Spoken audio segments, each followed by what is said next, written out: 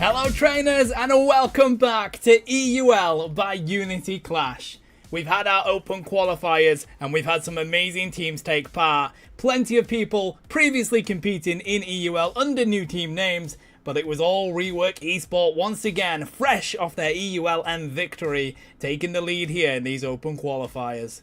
But now, it's time to get started. It's round one, and we kick off the league here today. As always, I'm Spartan Tano, and I'm going to be handing over to the incredible Husky today. So Husky, take it away.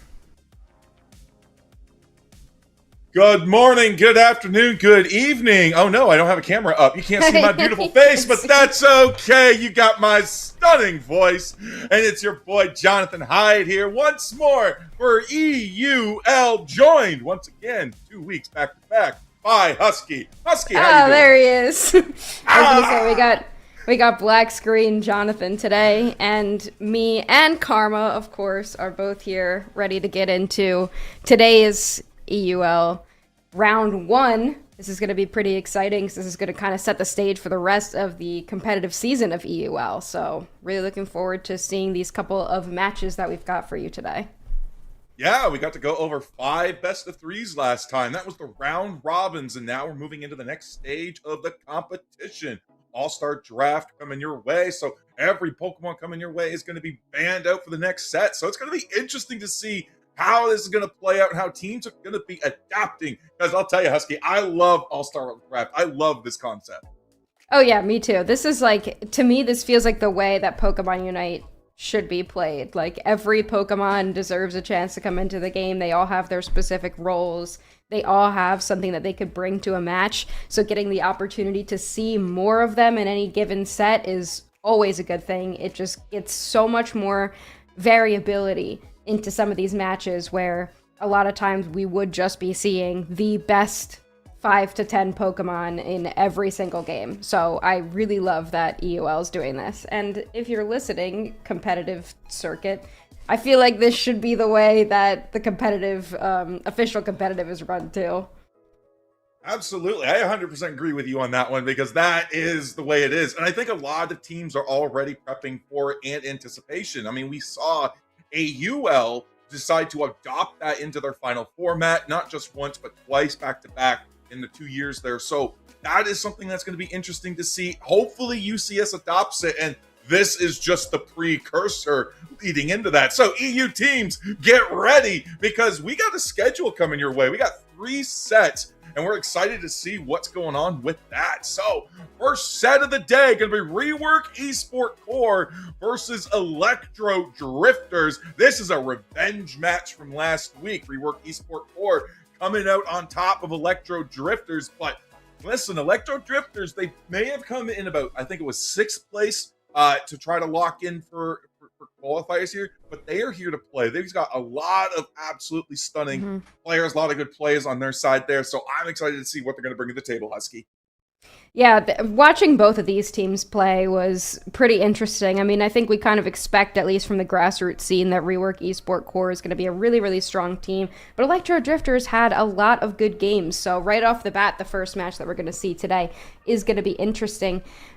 We've got the second match of the day, Oman Buzulov. Is that how we've decided to pronounce it? I forget what it means. I forget what it means. Buzulov? I don't know. I only speak English. Yeah. Versus Dift. That one I can pronounce. I'm probably just going to call the first team Oman. Sorry, I don't... someone can help me out. But it's a long name anyway, so I feel like it's just easier for me to deal with. Again, both of these teams really solid week ones. They did pretty well in the round robin and the Swiss brackets there. And again, yeah, just looking forward to seeing this matchup and seeing how these teams do. Yeah, and then I'm excited to see here because we're going to round that out with TTAR versus Vaporeon Haters. We got to see a little bit of TTAR at the start of our set, start of the set last weekend there.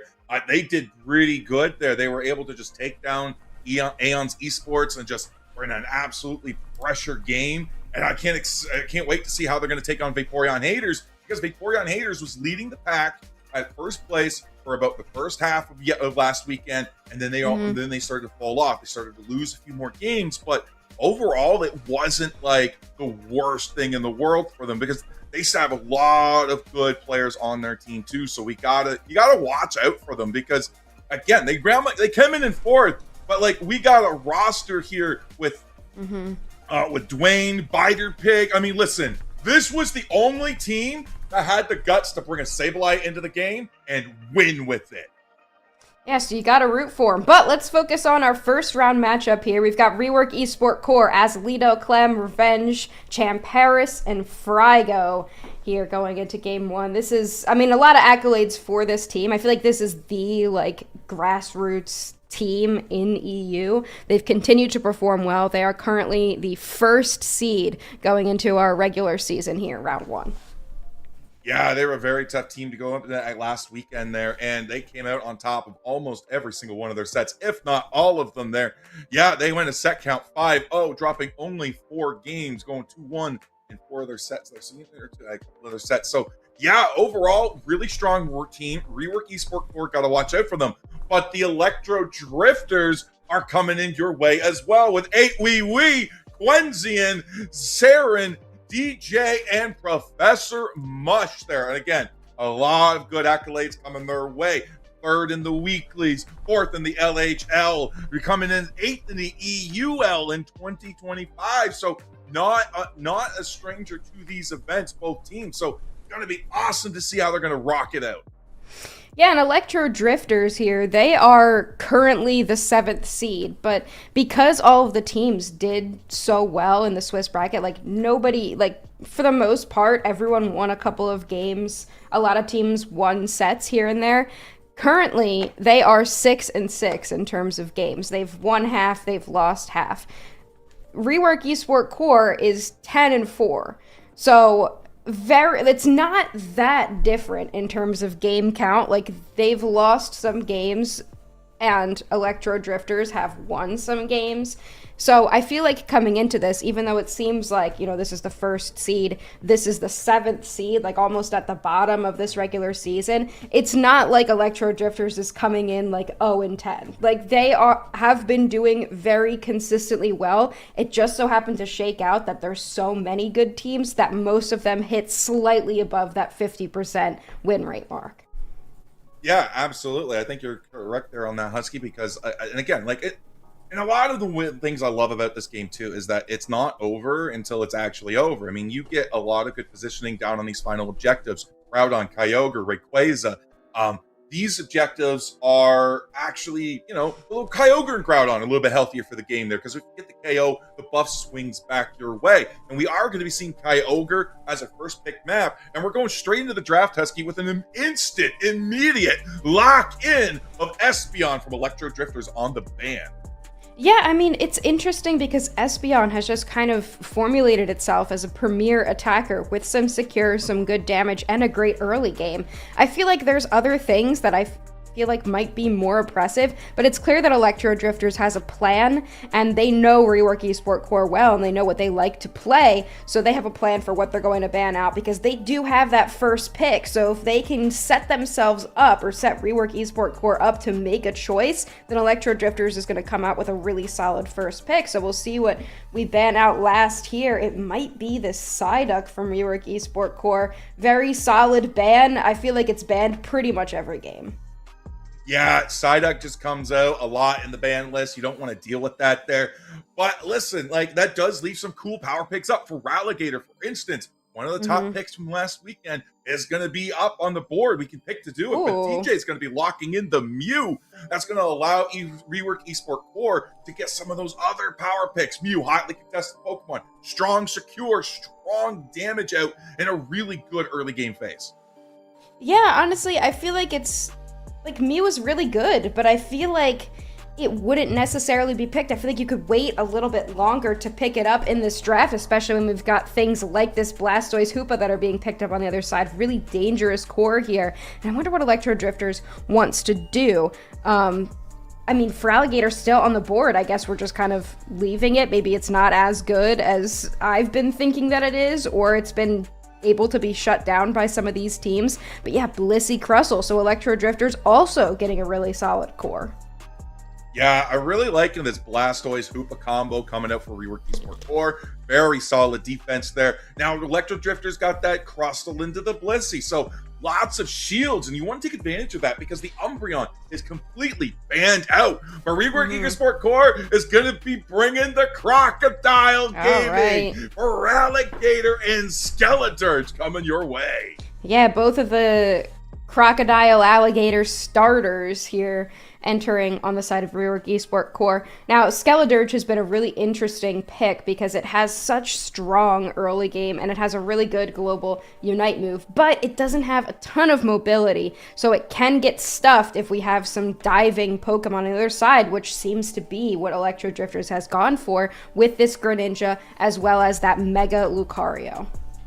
Now, one of the things you got to watch out for, Mega Lucario, strong brawler. Ninja actually can be a little bit of a brawler there. We saw Blaziken going in, but we don't want to take care of that. There's you know what? Lem's got this down. He's a Alligator. He can do the brawling.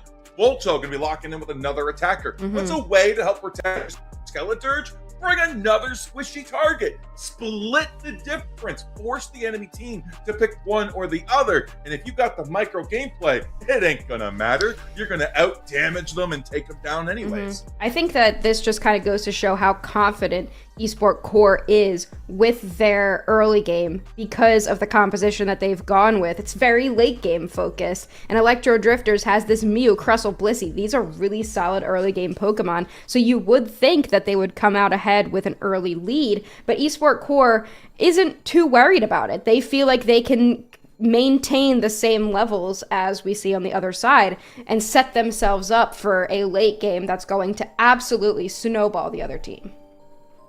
Absolutely, yeah. And you know what? I was thinking, I was a little bit surprised. I'm you know what? The Alligator came out very late into the draft, which, again, very strong Pokemon came out late. But when you go into the context of the what do you call it there? Think about hide, brain fart, all-star draft. We got it. We got there in the end. Don't worry.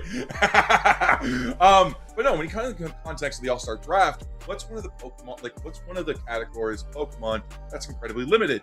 That is your supporters. What's another one? Defenders. Listen, I'm still waiting for that strategy. Pick 5 supports or pick 5 tanks. Throw game 1 just to get them off the board. True. Okay, so I totally agree with you. Let's jump right into game number 1 here. We've got the Mew Crustle heading down into the bottom path for Electro Drifters. Lucario Blissey. I feel like we're heading back years and years ago because this is a really solid top path. Absolutely. We're going to see Fuecoco going down a little Squirtle into the bot lane. They're going up against Mew and Crustle there. So this is going to be a nasty combo. But there, we got the nice secure Fuecoco coming in. But it's going to be Dwebble that gets it for the side of Electro Drifters. Already going nice and even in this bot path. Yeah, okay, Squirtle now looking for some secures. It wasn't quite stolen away by the Mew. They had a great Electro Ball there, but the Squirtle able to make sure that they get it. Not too bad for them early, and now they do have a focus ban that they have to save them here, so they will be able to get out, but just trying to get some good damage on top of those early game Pokemon. Here comes the Greninja already down in the bottom path to scare off some of these other Pokemon, but it looks like they're also going to head to the top. 5-man or 3-man into the top here as well. It's going to be great. Level 5 on Raboot there. Going to be putting the pressure on Electro Drifters in the top side. Brogadier now joining a little bit late, but here just in time for the 850 Birds. 30 points in the pocket of Rework Esport Forward, and we're already starting this engagement. Totodile's going already in, trying to become the Crocodile, not going to be able to do it. Blissey does get the evolution, and we're just going to go a little bit light taps from both sides. Yeah, I think it's really solid picking something like a Cinderace as your central area Pokemon into a Greninja, because you know that neither of you are going to have that really good level 5 out the central area that's just going to be able to pick up massive KOs. You don't really expect that from either of these Pokemon, so they match each other pretty well. But both of them have a great level 7, fantastic level 9, and they just continue to get better throughout the course of the match. So it's really going to be a battle of who can get experience quicker and pick up more of those high-value KOs. Absolutely. We're going to see Drago come in here in 2 seconds. That Ninja already on the board, but so is the Cinderace. We have Crocodile hunting down that Lucario, trying to get the KO there, but we're going to have Crustle doing a great job trying to get in there, trying to zone out the Cinderace.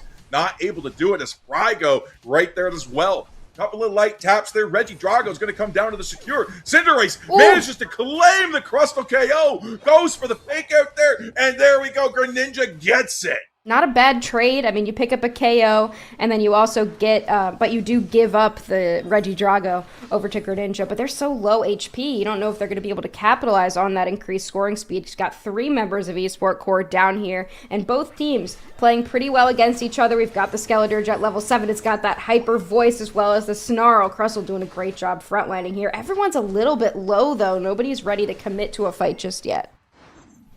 Not quite yet there, but we're 5 seconds out. Our lane objectives. I'm going to be up on the top side with that Alligator. Getting 3 stacks, getting 3 levels. Going to be claiming whatever Reggie that is. Is it Lecky? Is it Roulette? We won't know until one of the teams decides to get over to it. It's going to be Lecky on the top side as Reg Ice claims the bottom.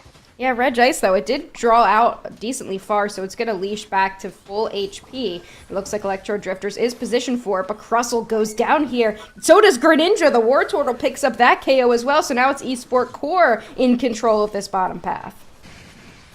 Nice grab from the Mew there, but it's going to be Volto with the secure. They got him a nice solar beam, hit a lot of players. Didn't really do much damage, though. Too much shielding coming in. Rework Esport Core is putting the pressure in both lanes. Break the top pad, send the Lecky. Going to put the points in the bottom path, bring it down to 6, but they're still going to be keeping control on that experience with Clem following up on the Lecky to see who's going to be there. Yeah, it's just Lucario right now, and this is a level 10 for Alligator. The Crunch almost completely obliterates the Lucario in just one waterfall move, and that Lecky walks in. And now, this is kind of exactly what I said earlier about how confident Esport Core is in their early game, because now they're way far ahead, even though the Pokemon that they've chosen are late game focused Pokemon. Now that they've gone ahead here, so far ahead, they've in score and in levels, it's going to be really difficult for Electro Drifters to come back. 256 to a big old goose egg. Not a good spot for the Electro Drifters to be in. That top side path It's got to be around 6 points, maybe a little bit more. But the point is that that's the Lecky side, and that almost is win condition unlocked, and we're not even halfway through this game. Now we are seeing a little bit of a tip for tat, a little tap going here. We do see the Greninja go down, though, as Blastoise tries to get sneaky with the Crustle. Yeah, I mean, Greninja, just such a squishy Pokemon. If you hit it with the burst damage like we saw from the Skeledirge Unite move right there, it's just obliterated. Absolutely no time to get a Unite move out. And look at Esport Core. They're not even worried about breaking this. They're going to move into the central area. If Feraligatr comes to meet them, Mew goes down immediately. Rings Unbound is now over, though. That Unbound Hoopa has to go back to regular Hoopa. Poor little Azalito lost the power bit difference there, but that's still got a lot of bang for their buck out of that. Bringing the whole team in, being able to lock down some stuns. Now we are going to see that huge play from Volto trying to get out with a nice little bit of a tick there. I mean, you got to keep your attackers at bay there, but we're also going to see Frygo just continuously being a menace in the central path. Yeah, I mean, how can you take down this Pokemon? It's level 10 on the Blastoise, level 10 on the Greninja, and the Greninja hasn't really been able to pick up a ton of KOs. That Blastoise is just so tanky, even when Greninja's throwing out those basic attacks. There's just no chance right now. They're going to need to do something drastic here, get a high-value pick, see if they can make someone from Esport Core overextend. But look at that, here comes the Mega Lucario. They're going for it. There goes the Skeledirge with the KO on the Registeel. Attack and special attack buff for the side of Reworks Esport Core. Russell already the first victim of this fight. Close combat comes out. Not going to be able to do it as the Surf Waterfall combo chunks it away and now has to back out. We're going to see the clone, the Ghost of Greninja, go down, but that's okay. But no!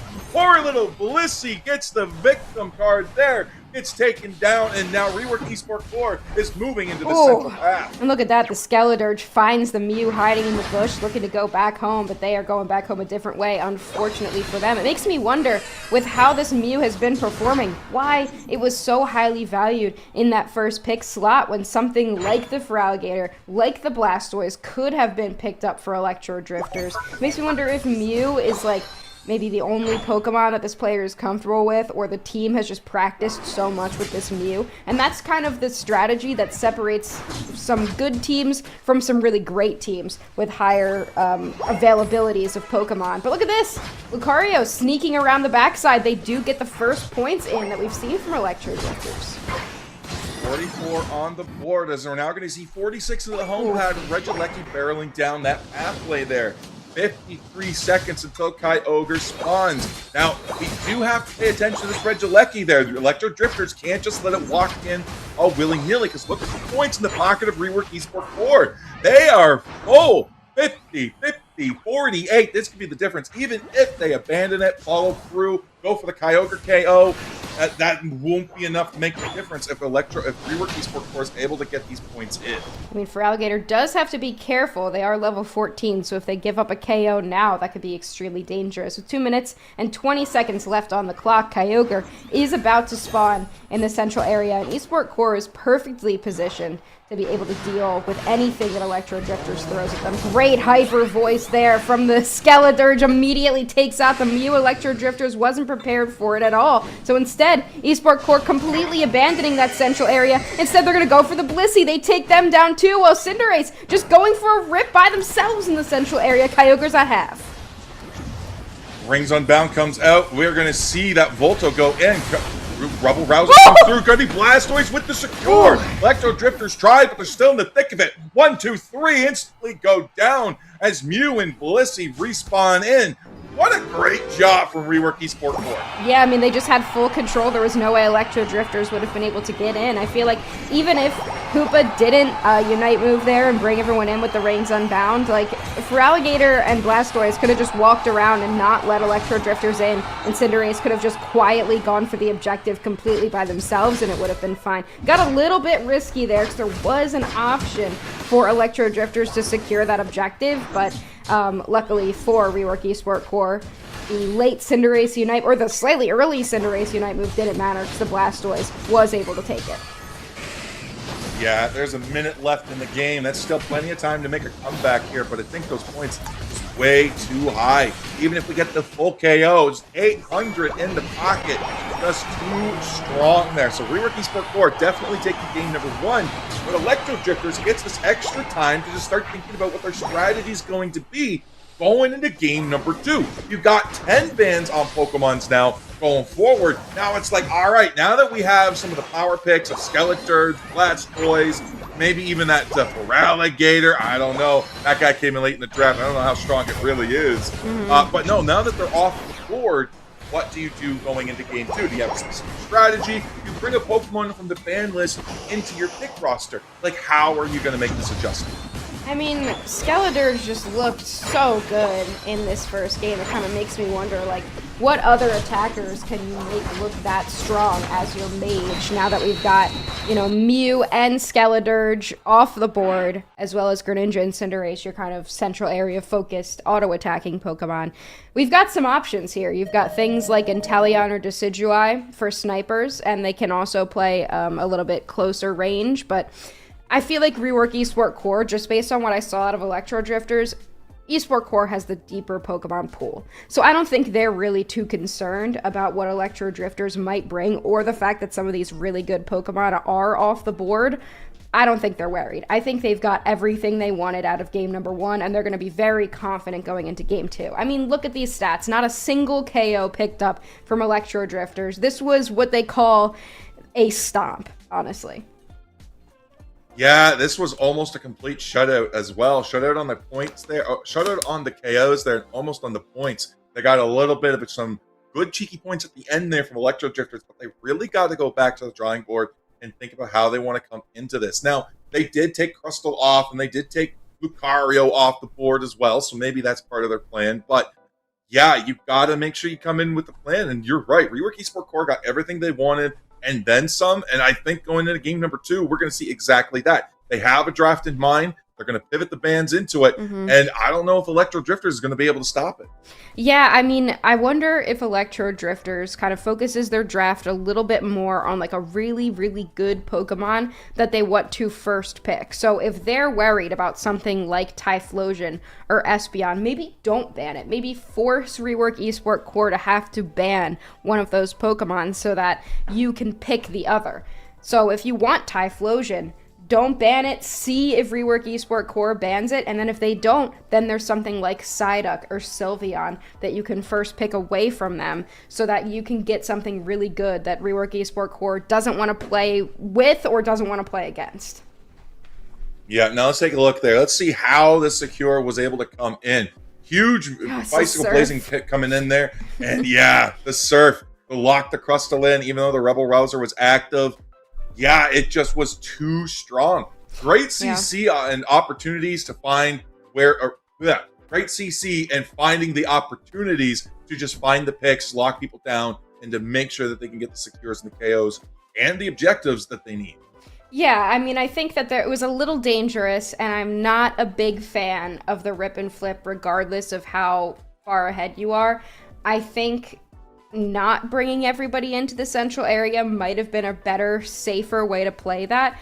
But, I mean, if you're familiar with watching this team, they don't do the safer play. They're a very aggressive team. They want to win, and they want to win in extreme and aggressive fashion. So it's just kind of right up their alley to be like, we're so far ahead, we're going to rip this off the board. And even if they do get it, we're stronger. We've got the levels, like we can still take them down. I think it's a little dangerous, but I think that Esport Core is a team that can do it. Absolutely. Absolutely. And yeah, and again, there's so many good Pokemon left on the board. So many Pokemon that you can actually form to some decent strategies. Mamoswine, one of the top defenders in the game, especially in an all-star pick, still on the board. There's Psyduck, as you said, if it misses the ban phase, still on the board. Now, if you're in a first pick scenario, maybe, and I think that might be Rework Esport Core here coming into the first pick there, Electro Drifters coming in second there. That means you can take something off the ban table. That means you can risk that Sylveon coming off. You can risk some of these other Pokemon as well. Like, it's just, there's so much that you can do. And I think if Snorlax is going to be completely eliminated from this game number 1, I think Mamoswine's coming game 2. I think Mamoswine's for sure. We were talking about this last week, too, when we were doing some of this casting. Mamoswine is a great game 2 Pokemon in All-Star Draft when some defenders are off the board. And I wonder about Snorlax, too. is it good enough to continue banning? It looks like Esport Core thinks so. They're lining up that Snorlax ban. So that's even, or they're going to go with the Psyduck. I mean, I still think Snorlax is a great ban, but now you're just kind of going for the second best defender who hasn't been banned, which might be Mamoswine or even Umbreon, depending on what these bans shake out to be.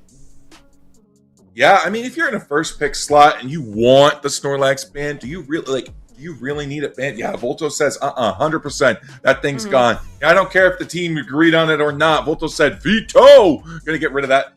You can get rid of that Snorlax there. But Espeon, once more, Electro Drifters denying this Pokemon into the hands of Rework Esport Core, which is a smart pick. Espeon is such a strong secure.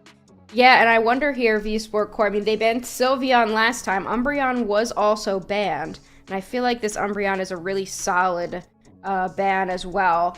Now the question is, does Electro Drifters want to ban out that Sylveon? Because it looks like Esport Core wants it, which is, you know, it's a really strong pick as well. They're hovering Suicune for that last ban, and they are going to go ahead and ban it. So they're letting Sylveon through. It makes me wonder what Electro Drifters is getting here in that second pick slot. Yeah, I mean, with Sylveon picked, you're like, all right, there's your trade Pokemon. You give it to them.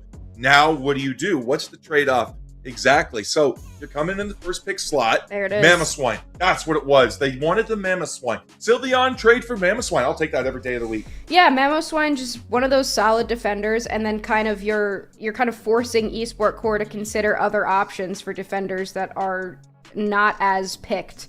You know, things like maybe we see Vaporeon or something like that, or maybe Esport Core, which is a team that has been known to do this, doesn't go with a defender and they play something else. But oh, Lapras as well, really solid right now. Love the Eldegoss pick if that is what they're gonna go. Solid supporter. It's again a second game Pokemon where when you've got some other really good supporters, like broken supporters off the board, Eldegoss being so strong is the one to go with. And I think Lapras pairs well with it too, because not only is it a bulky Pokemon, but it's got some sustain of its own. It's got some internal healing. A lot of people are like, it doesn't do for a whole lot. But then you get on the field, you get into a battle with it. All of a sudden, it won't go down. You're like, why? What are you doing? Just go down. There's Joy's asking for you. And no, they're like, we got a pad to defend. And Lapras is one of those Pokemon that is capable of doing that. Although I do like the last two picks here for Electro Drifter, Zacian into Mewtwo Y. I honestly am not the biggest fan of Mewtwo Y. I feel like it can get shut down so easy, and with Electro Drifters struggling so much in the early game last time, you know, I'm really wondering how good this can do into something like a Lapras and Eldegoss. Like, can it really shred through it the way that other auto attackers would? I guess we'll you know, have to see how ahead this Mewtwo Y gets, but very interesting last two picks. This is my first time that I'm going to be seeing Quaquaval. I actually need to look up what the moves are called real quick. Quaquaval, listen, Pokemon Unite. It's Unite DB. What do you got for me? Yeah, exactly. Listen, all I know about Quaquaval is it walks funny and it's Unite move. It's called Carnival Splash. Yeah, Carnival Splash is the Unite move. Yeah, Liquidation it gets at level 7, and the other one is Low Sweep. That's the one I forgot the name of. Low Sweep is the level 5 move. But this is going to be my first time casting the Gay Duck, so I'm really looking forward to it. It's not Pride Month anymore, but you can still bring the Gay Duck here in July. Exactly. If you ban out the Psyduck, don't want the Surfetch, you still got to bring a duck at some point in the game, right? And the Quaquaval is the way to do it. I can't believe how many birds we actually have into this game. A lot of birds. We almost run an all-star draft bird mode. Just one game, though. Only one game. Only one round of bird mode. Bird mode. I mean, all of them are like fire birds, too. I was like talking about this before. It was like Talonflame, Blaziken, it's Moltres, Ho-Oh, Charizard, if you count Charizard. You could just run a team of like fire bird specific Pokemon. And we're just missing like Oricorio fire version. Anyway, let's get into game number 2. Already, we're going to be seeing who's going into the central lane. It's going to be Quaquaval for Rework Esport Core. Electro Drifter is going to counter that with a Kubfu. So that's Urshifu going into there as well. Hopefully doing a little bit of an invade check. We got a little cheeky last time. They did want to see that happen to them again. because Ghatlue is a prime invade target. So already, though, we're already seeing an Eevee try to go for the cheeky score and get forced out. Yeah, they're going to get forced out a little bit, but they are going to get a lot of that experience. So 11 points that this little Eevee, the Sylveon Eevee, is holding. So that's going to be really good for them. They're close to that level 4. If they can secure this away, which we do see them do that, one more piece of experience or a cheeky KO is going to get them that level 4. We see it here. Let's see if they are Hyper Voice or they are going to be the Mystical Fire build. It looks like it is Hyper Voice. Really, really strong move right now. Zacian already on the back foot there, as we do have that, I can't remember the middle evolution. Quaxwell going up against it. Nice damage, but Urshifu's now in the top here. Poor little Machopp's got to go. Run, little guy, run! Ooh. You can do it! No, he couldn't do it. It was false hope. I was just giving him false hope. As Swablu's Altaria spawn in, and they are deleted. Electro Drifters eating them all up. Yeah, that's great. K-opener for Electro Drifters. They kind of win that top path there, but in the bottom path, Lapras ends up getting a double KO, and they're able to get some scores in. So, unfortunately, Electro Drifters not able to convert in terms of score, but they are holding their own so far behind this Urshifu, who was not invaded and can start putting some pressure on. Already still looking at that level 4 there. Swinub no closer to a Pilot Swine, unfortunately, but DJ is close to a Mega Evolution on the Mewtwo Y. This is why I wanted, like, a Mewtwo is actually pretty good, because it gets the Mega Evolution access at level 5 rather than level 9. Some of these other ones there. Regidrago's going to hit the board, as we do see Quaquaval finally come online. Yeah, we've got that level 7 now on the Quaquaval, and they're trying to fight Zacian here. Not sure why the Machamp's looking to fight this Zacian, but here comes the rest of the team. They pulled up to help. They supported the Machamp, able to take down 2 Pokemon there, because the Comfey is basically a free KO if you're able to deal with it. We've got that liquidation access now for Quaquaval. They're going to take down another one. It's actually the Eldegoss getting that double KO streak, and suddenly a Rework Esport Core is the Rework Esport Core we saw in game number 1. Yeah, 88-9. 30 seconds until our lane objectives pop in here. Going to be Reggie Roulette in the top, which means Lecky's going back to the bottom. And it's going to be an interesting way to go with it. But we do have the slow smoke coming out. Urshifu's going to be picked up by the Machamp, though. And we're going to see a double KO with that Urshifu. But Comfey's able to get out. Pilot Swine trying to go back, try to get buried, but that's the K-Duck for you. Going to be able to stop that and walking around and be like, la-dee-da, I got you. Yeah, I mean, seeing this Eldegoss right now, this is my MVP at the moment, because the way that this Eldegoss is positioning those Pollen Puffs, making sure that the Quaquaval is being pocketed perfectly. They're just setting themselves up for success. We've got the Piloswine back now, trying to put some pressure, but it looks like Rework Esport Core's got this locked down. Quaquaval, honestly, looks really good. It does indeed. Regi's going to go to the side of the Rework Esport Core. That means Regieleki is going to be the one that's going to be in the basement here. That we're going to be playing for next. Very Frolic already coming out for the side of Rework Esport Core. Urshifu comes in with its own solid strike. Regidrago is secured by the Lapras, though. Little bit of XP for the side of REC, but with Electro Drifters is gathering in the basement. There's going to be the Piloswine taken down, and now Rework Esport Core has now collapsed and said, Regieleki, you've been Reginapped, and you're playing for us. Yeah, I mean, it's always dangerous to try to rip in the face of an Urshifu, but they were able to push that Pokemon out. They do have a charged up Wicked Blow there, but it doesn't matter. Here comes the Barrage Blow from the other side of the champ. The Urshifu does get out, does use an eject button with that Comfey on top of it, and it doesn't go down. But what does go down is that Goal Zone, as well as the Zacian. We're now having its own central area infested with Rework Esport Core. That is a problem. You got to call an exterminator. Maybe you got to be the exterminator. Unfortunately, they are getting exterminated. Electro Drifters got to find their way back into this game. Only 39 points on the board there, and only one Pokemon with its Unite move. Yeah, I mean, this Quaquaval is just doing so well as, like, that frontline brawler Pokemon for Rework Esport Core that we've seen Sylveon just kind of blend into the background, and it's just untouched, dealing so much damage off to the side. They are going to chase down this Pollen Puff right here, get some more experience that they take away from Electro Drifters. Mewtwo Y has to back out a little bit, but doesn't matter too much. Rework Esport Core is in the lead pretty substantially. Got to get this Mamoswine online. We got to get it to level 9. We got to push that to the core there. Now they're doing good work. They're keeping the distraction. They're getting a little bit of vision to keep saying where this Rework Esports core is, but ultimately they're not doing anything except getting dived on by a lot of damage. You've got to find experience. Like there's some birds in the bottom there. Maybe go take that. Find a way to offlane there because Reg Ice 2 for 2 goes to Rework Esport Core as Quackleval comes out and is starting to dance on top of Electro Drifters. Yeah, that's Sylveon.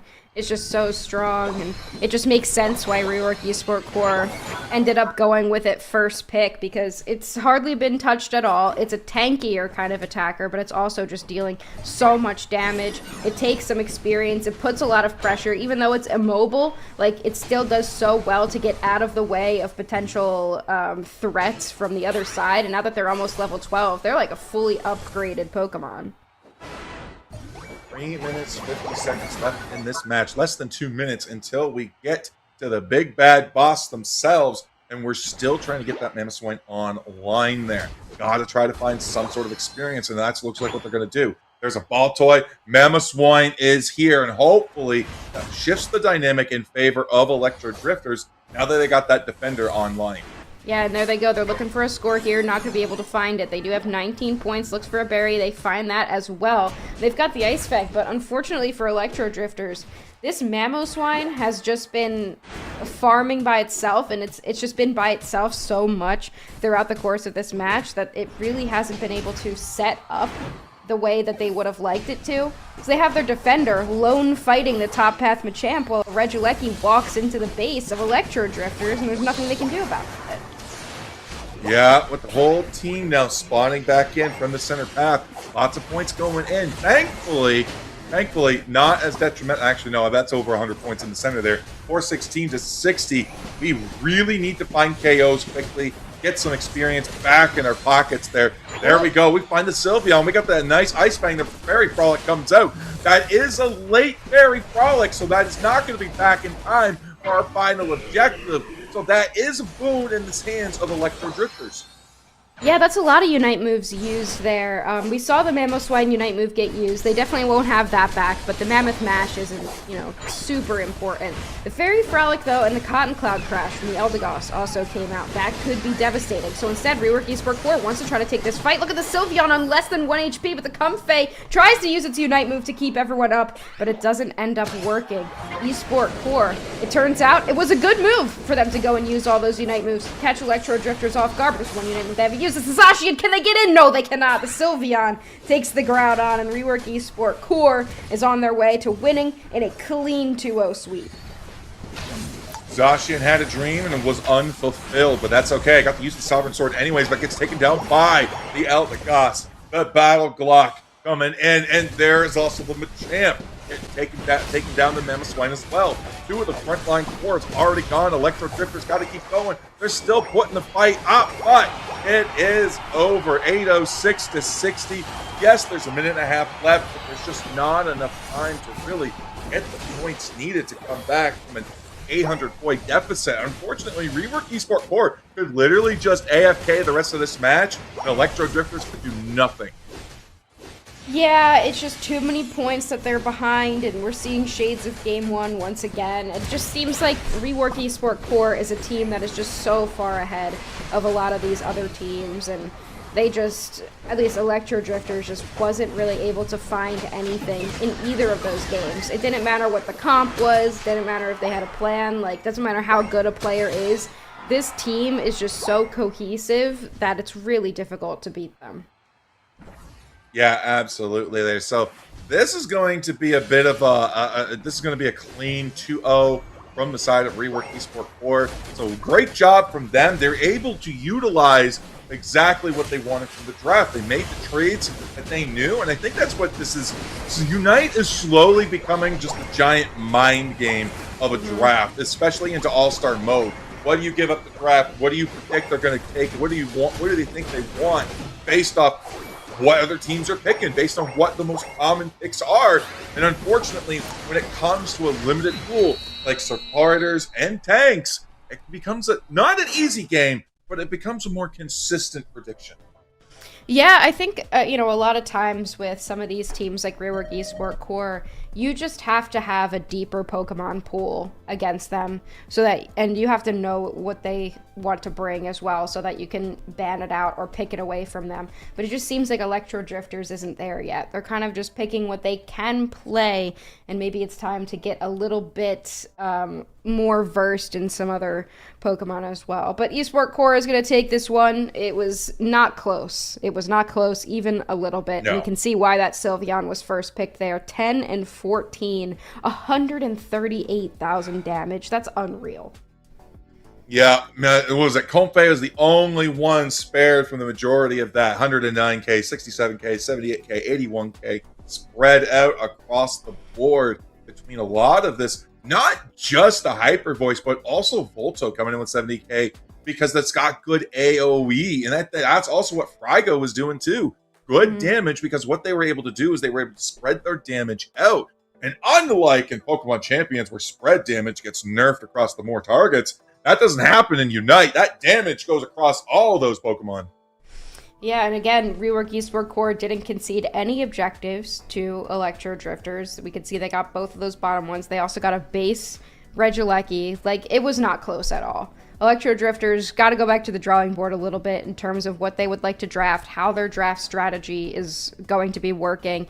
And Esport Core just kind of looked like they can play anything they want and do well. My first time seeing Quaquaval, it looked really solid. I mean, dealing 70k, it had a lot of KOs as well. So, I mean, great game, great set from Esport Core. You can see why they're the first seed going into round 1 today. Yeah, absolutely. I'm excited to see what they're going to be doing in the rest of the EUL, as well as Electro Drifters. Hopefully they're able to bounce back. Hopefully they're able to pivot and learn there. But they had such good offense here from the side of Rework Esport Core. Just constantly pushing these pads, constantly keeping the pressure on, and constantly keeping the pressure on a lot of that experience as well. They were just pushing through and keeping the pressure on it. And Electro Drifters just wasn't able to find their tempo or a way back into this game.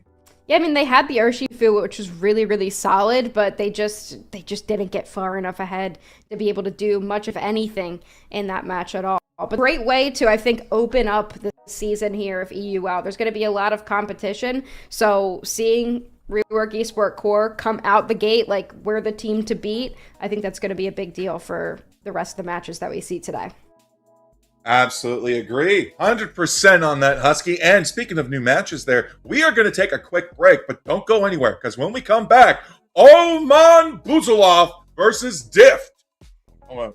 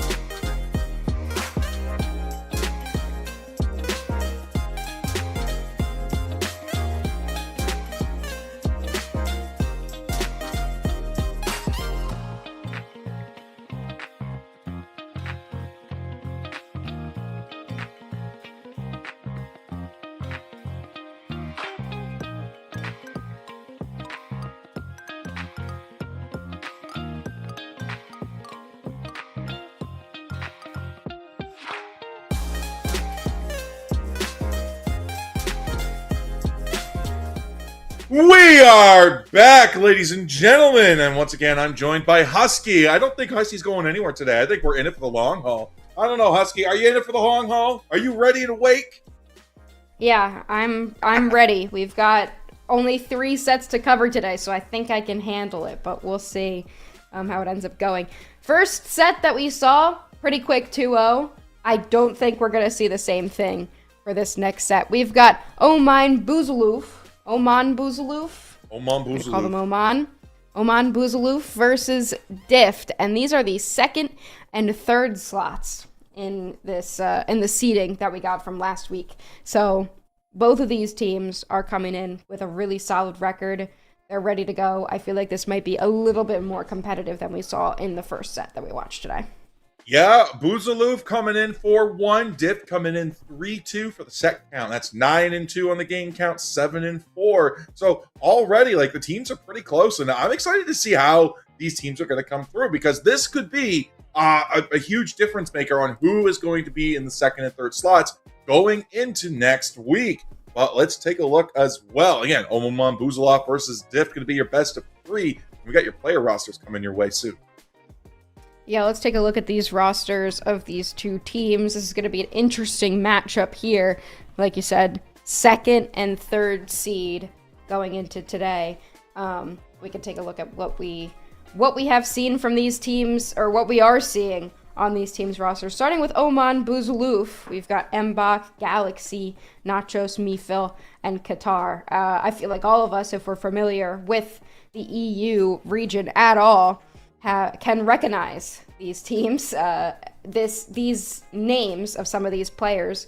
A lot of accolades. They've played on a lot of pro teams before, and they continue to play on some of these pro teams as well. So not surprising to see this team being ranked so high going into round 1 of our league.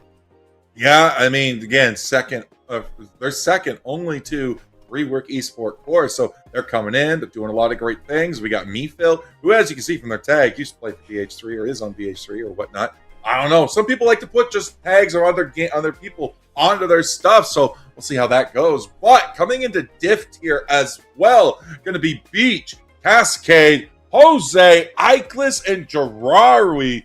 These are some folks that you recognize. These are some names that are coming in. So recognizable names on both sides of the court. Gonna mean excellent, really gritty matches. Yeah, and if you're familiar with me casting in EU at all, where I mostly cast in, grassroots like this, where I'm familiar with, like, the consistent grassroots players, Gerarwi is my favorite tank player, like, of all time. He's just so funny. I love watching this player. So, again, not surprising to me to see that both of these teams, Oman Buzaloof and Dift, are ranked so highly going into this first round. This really is a set that's going to be... It's going to be mind-gamey. Like, it's going to be, the teams are going to be messing with each other throughout the draft. They're going to have some really interesting and smart draft strategies. And I'm already like, okay, I can't wait to get to game 2 or maybe game 3, where the draft gets a little bit more interesting. Exactly. So it's going to be... We're just going to set the stage. We're just going to say, like, you're just going to get in there and just be like, all right, we're going to go with the bans. And one of the things that we haven't seen teams do too much with overall bans is banning out a Pokemon they want to bring in. Sometimes you want to say, like, maybe ban a Pokemon that you're known for just to keep it off the table out of the enemy hands, either to force the ban on their side or something. We haven't seen a lot of teams do this strategy for a lot of Pokemon, but we did get to see some trades. And that's, as you pointed out, going into games 2, going into game 3, seeing how these teams are going to make these trades later on. Yeah, I'm excited to see what's going to happen, especially to see what these bans are going to be game number 1. Are we going to see Snorlax at the ban list again? Are we going to see Sylveon taken out? Are we going to see some common denominators? Or are we going to see something a little bit more unique and specific? Mm-hmm. Yeah, and I think these players are familiar with each other too. So they know what their best Pokemon are, and they know what their enemy's best Pokemon are. And, when it gets to a certain level of being that good at the game, you kind of know that you don't need to, you can play these games more. Like, you can let some really good Pokemon in because the players are just so good that it's not really going to matter what the power level of the Pokemon are. At a certain point, there's still some broken Pokemon that we want to take off the table here. We see Espeon, Sylveon, Feraligatr, Psyduck, all on the chopping block. Yeah, we do not like evolutions on this game there. We're taking 2 of them off there. Blastoise is going to be rounding out along with Blissey for Buzoloff and Dift. That means first pick on the board is going to be Buzoloff. They're going to take the Mew. Mamoswine, Snorlax on the board, and they're saying, number 1 pick, Mew. Yeah, they want that Mew. I mean, we saw it in the first set as well. Like, these teams really, really like Mew. They don't want to give it over. But we do have some defenders and supporters that were not taken off the board that could be a really good option. We've got the Snorlax. We now see it coming out here. Snorlax was banned, so we didn't see it in the first set that we casted here. We've also got the Skeledirge, one of the Crocs coming out here. The other one, the Alligator, was banned. I guess Feraligatr's obviously an alligator, and I guess Skeledirge would be a crocodile. Whatever. Yes. That one's coming out. Yeah, we got the crocodile coming out, so we'll see that for Alligator a little bit later. We're going to see Jose playing in with the Palma, and we got Beach on the Comfey. And when we see this combo, that's not going to be a floral healing Comfey. That's going to be up in your face, sweet stun. You got to get out of there. So we're going to be seeing something going on here, and I think Dift has got one of my favorite combos of the game. Yeah, I mean, we saw that one game last week with the Palmot and the Comfey. That was just brutal. I honestly like the response from Oman here, picking up the Slowbro, because at least you can lock it down for like a couple seconds and see if you can just beat it up for long enough to take the Pokemon out. But it'll be interesting. I think if that Palmot gets online, it's going to be a really dangerous game for Oman.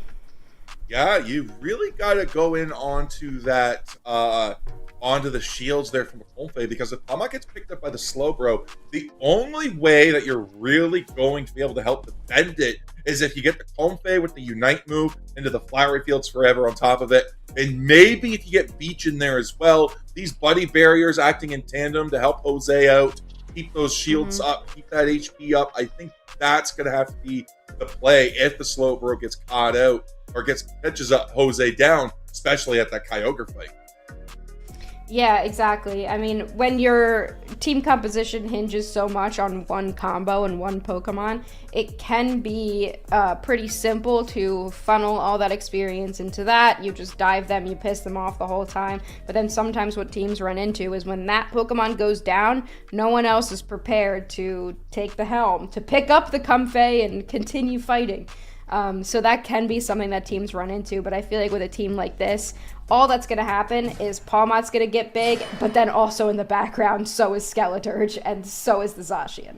Yeah, I like Dift's comp more than I like Buzoloff's comp, but Buzoloff's got that name, Oman Buzoloff. They are the second seed team, so it's going to be interesting to see how these are going to happen. We're already going to be seeing Charcadet and Tommy into the central paths with both teams there, as Buzoloff's going to be putting Mew and Slowpoke up against Snorlax and Fuecoco.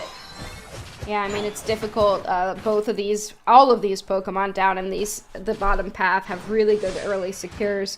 So it's going to be difficult for either team to be able to get pretty far ahead here. Just going to have to get lucky. We've got Zacian Comfey in the top path as well. They're also trying to get something going, but this Hoopa doing a lot to secure some of these points. Yeah, Jiraiya and Cascade not able to do a whole lot, but Ginyu's down in the basement there with that Ceruledge. They're going to be a Bitter Blade Ceruledge, which is going to do a lot of healing, a lot of good damage, and even if you stun it, as long as we get the move off, it's still going to connect. So that is a pretty good moveset in the hands of Buzoloff there, but Dift is now going to have to do it. There goes the Palmo with the Sweet Kiss, and it's already to a devastating result. I mean, even if you know it's coming, right, it doesn't make it any less devastating when it happens to you. And, like, what can you really do? Like, sometimes you gotta get close to stuff. If you want to get the stuff, you have to be near it. but the Palmo can really capitalize on that with that Sweet Kiss, just draw everybody in. The stun is so long, it's so devastating. It feels like ages where you're just kind of watching yourself go down to this thing. Another one picks up the Lucario there once again, and already we've got level 7 on the Palmot. We've got the Comfey ready to start invading the other side. Yeah, Cascade's up at the top side by themselves, going up against that Hoopla there. They're like, listen, maybe Jirari wants to come back, and Jirari says, I'm with the Palmot 100% for the rest of the game until death do us part. Ooh. Or I guess until knockout do us part. But what a turnaround. Oman Buzalov able to turn it around, take the Snorlax down, and get a nice power position. They're going to be locking down that Palmot, trying to take it down, and it's gone! Yeah, I mean, they went in on the Mew there, but it just wasn't quite enough to be able to get them, not without that Comfey. And that's kind of the problem, right? Like, you depend so much on your supporter to be on top of you the whole time and not play the game, basically, at all, besides pressing Sweet Kiss when you need it to. Then if it's gone, and there's not as much that this Pokemon can do, and Oman Buzaloof is capitalizing on that right now. They know that sometimes they're going to be caught by that combo, and it's going to be devastating, but they can pick it up. They can win against it. Buzalov doing a really good place there, 127 to 47. Buzalov doing good. Now Diff trying to get back on the board. Skeletor's not able to quite get it in there. Nice defense there from TTAR. Slowbro acting like the #1 tank. There we go. Here we into that huge Revenant Rend from the Cerro Ledge. Solar Beam comes out, but dodges it by Beach. What a good heavy slam to get away. And here comes the rest of the squad. The Sweet Kiss is up. They walk in. It just gets the Slowbro. Doesn't capture everybody. Good for Oman Buzalov for walking away. But they still got control over that objective. And Regice will go over to Dift. They're going to continue to make an advance. Nobody going down just yet. The Sweet Kiss also misses there. So not going to be able to use that combo for just a little bit. Dift might have to back off here. Still one more objective on the top side. We're going to need to try to get up and take this down because Buzaloo does have that T1 pad on Diff side broken up on the top side. So that is going to be massive for them. They're already gathering in the middle. They find out the Skeledirge. They now, Ikelis has to get away, but the Mew boosted is going to take it down. They even used an eject button there to try to walk away, but just that little bit of hesitation on the way out allowed the Mew to be able to lock on from a distance. And the boosted attack is what takes them down. The power of that first pick Pokemon, and Lucario will be able to clear up that objective as well. But here comes a big Sweet Kiss. 3 members go in, and here comes the Skeletor's Unite move from downtown. 3 go in, 3 obliterated, and Dift is going to be able to put 40 points in, setting up for a huge overcap in this top path. 39 over. They're back on the board. 146 to 177. This is a 31-point game now. And that's exactly what you want to do if you're in the hands of Diff. You want to keep this game close. And nice. Jose's already in the central path, being an absolute nuisance with this Comfey. Sarala's trying to go in. Nice Phantom Force to be able to dodge it.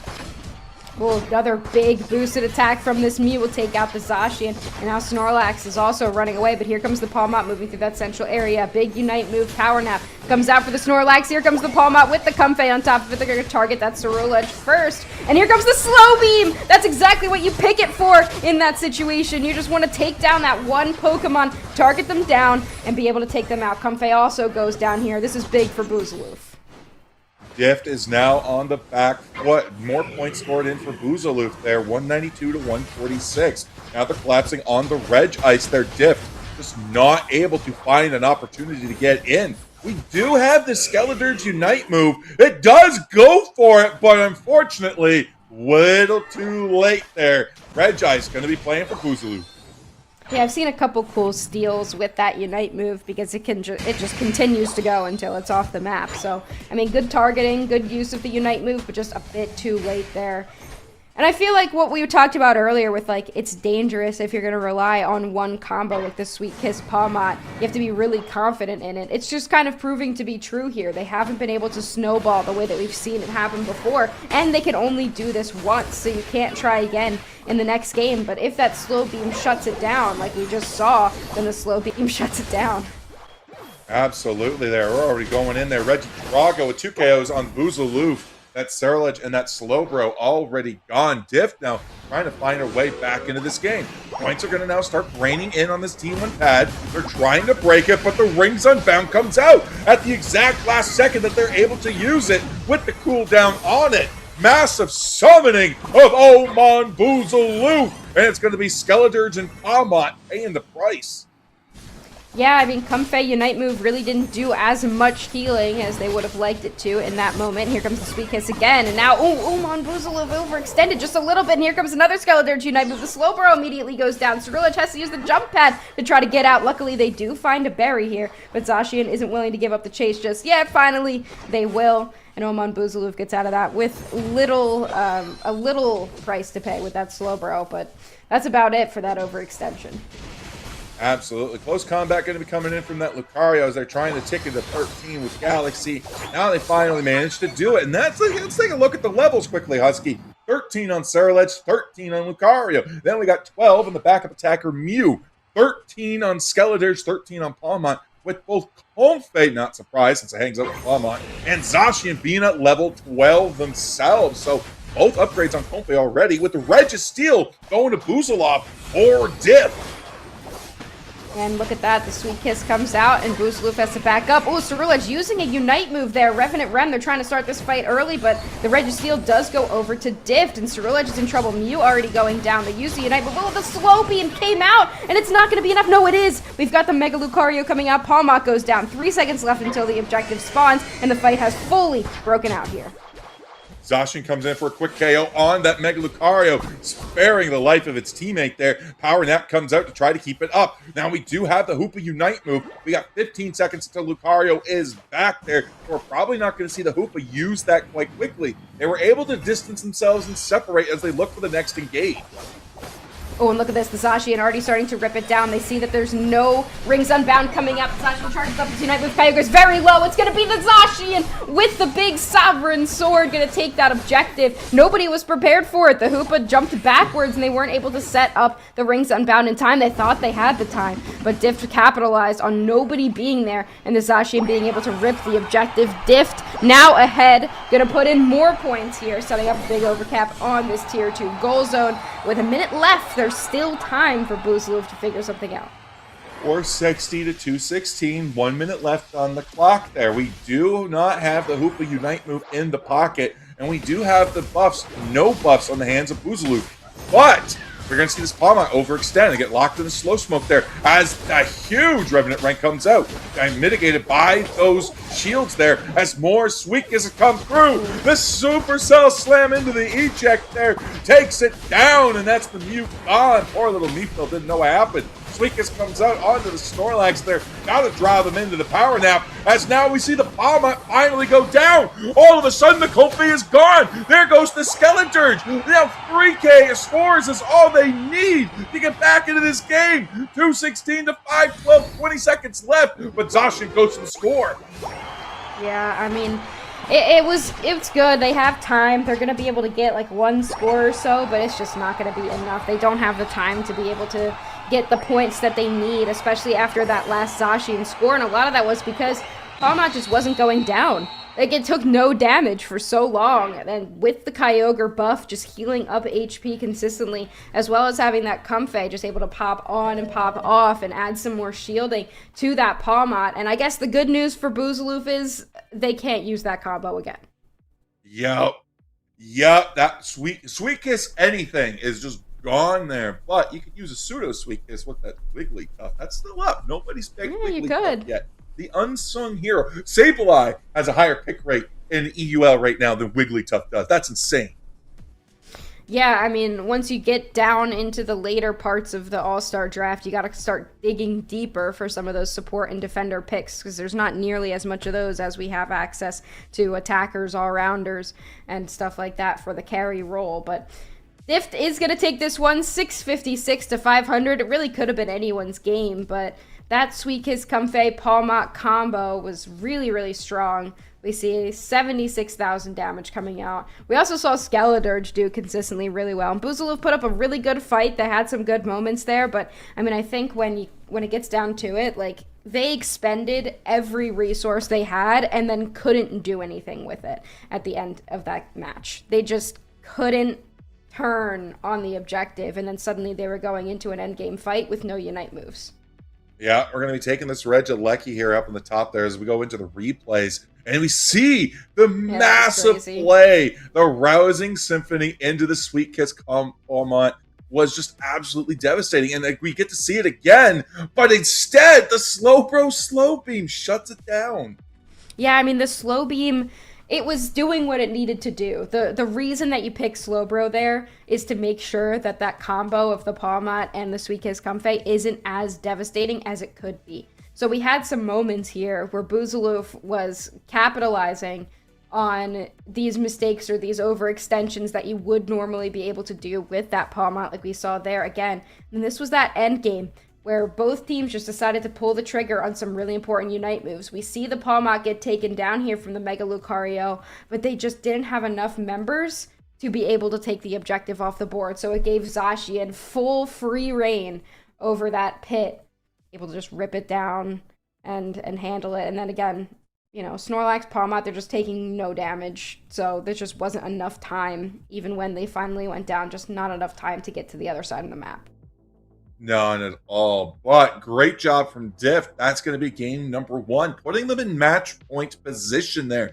BZF going to have to come back. They got to take the set 2-0 now from their perspective. They got to win the next 2 games. Otherwise, they could be losing their number 2 spot. Yeah, and I think they can. I think they can come back here. I mean, Diff, you know, their most valuable asset was used in that game number 1 with that Comfey combo. Not that Jose doesn't have anything else up their sleeve that they can use, but adding a Comfey to something that's just a little bit good makes it a lot of bit good. And now they don't have that to be able to take into game number 2. So they've got to kind of go with an entirely different strategy here. And we will see what this ends up looking like. For Alligator still being banned, Psyduck also being banned. Listen, just something about that yellow and blue combo we don't want to see from either team. Espeon also going to be hitting the ban list as well. Sylveon going to be on the other side, though. So instead of one team banning out, it's going to be double. These evolutions are put up too much pressure, and both teams are saying, get them gone. We saw Blissey banned in the last match. We might see it again here from Diff. We're going to see Machamp banned. It's a good second game pick, so just kind of limiting the number of options that Diff might have in that second pick slot. But BZF has got also some options. Blastoise is one of them, and that's what they're going to lock in for that first pick. Mamoswine still on the board. That is an option that we could use as well. Or, I mean, Beach, you could just pick the Sableye too and make a caster happy. But we also look in Alcremie into a Buzzwole combo? Yeah, I mean, we could see it. I wouldn't mind this at all, but no, Typhlosion is on the board, so we're going to go with that, and we are going to pick up that Alcremie. Probably the strongest healer in terms of raw healing numbers right now, with the amount that it can do with those cream puffs. So just setting up for a lot of potential dive, just throwing cream puffs in and then letting some divers head in or some brawlers. Typhlosion is an attacker, but it does play more like a brawler, plays a little bit less from range and more from like that brawling all-rounder style that we tend to see. On the other side, though, something that could definitely deal with that Typhlosion is a potential liquidation Inteleon and a Snipe Shot too. Like, it's difficult to get back to the range that Inteleon plays from with a Snipe Shot. And Eldegoss, of course. You know, we talked about it last time. Great second game option.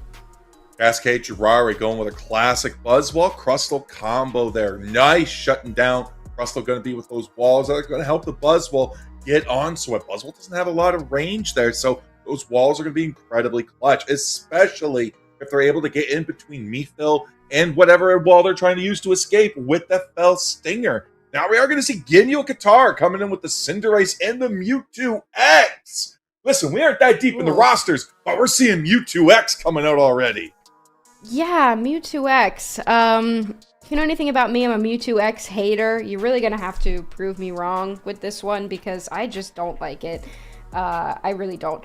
But that's what they're going to go with here. Interestingly enough, no Umbreon. I feel like I would have preferred Umbreon to Crustle because I mean, I guess Crustle is great with like a Surf here for the Blastoise just to lock it in, but with something like Inteleon Eldegoss, it doesn't really mind the wall because it's not going to be in range of the wall anyway. I would have liked to see Foul Play Umbreon instead, but it's Jirawi. I mean, they're going to be playing really solid tanks regardless.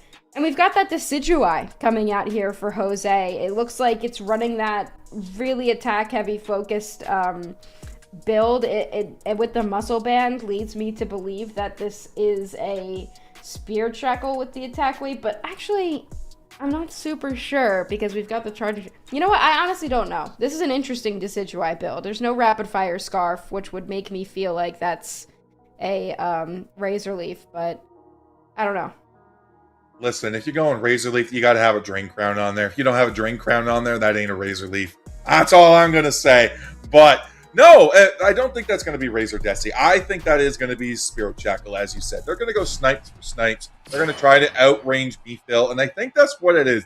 They suspect that this Inteleon is going to be Snipe Shots. I'm like, all right, we got to have a sniper of our own. We got to go for the secure. And what better Pokemon than a Decidueye? Those Spirit Shackles are going to go through every member of Omambuzula. And we also didn't talk too much about it, but we've got this Cinderace on the other side for Boogaloo. So again, just kind of auto attacker for auto attacker. But we've got like kind of double auto attacker with this Inteleon, so we could be seeing a lot of late game damage. But if Diff gets online early, this could be really dangerous for Boogaloo. Nice secure from the Cyndaquil there. Going to be locking in that little Bunnelby there, but Squirtle is now going to be pushed into pushing Dwebble to the brink there. Dwebble trying to get back out, put those little Fury Cutters in, as Mbach is going to be denied the invade from Beach. Yeah, it's smart for the Alchemy to head down there and meet up with that Gossifleur just to make sure that they can't really do any damage to the central area. And so we've got level 5 on the Decidueye, and we have also got Cyndaquil in the central area looking for a level 5. Here comes the Cinderace, though. They will be able to take one of those away, I think. I actually couldn't tell if they did, but now heading up to the top path, Milcery goes down. Buzzwole is alone, trying to get some sort of experience, trying to be like, all right, when's it going to be my turn? Because all of those Altarias and Swablues just got absolutely devoured by Boogaloo. So now they're going to be putting the points in, 28-7 now. The tiebreaker is broken as Mewtwo X Mega Evolution is here on the board. Buzzwole still not level 5, does not have its crab moves. And already Boogaloo is putting the pressure on. Ooh. We have poor little Dartrix getting taken down. Jose sent back home. Yeah, and that's really smart because you have to have Milcery. Like, you take down the Milcery and you have to send them back up to the top path. But since you know that you have the option here, then you can just go for that. You can just continue going for that central area invasion there. And now Cinderace at level 7 is going to be able to auto-attack this thing down. We're going to see an attempt here. Crustle with a basic attack is actually going to steal that away. Probably going to go down as a result, but that's a great play from them.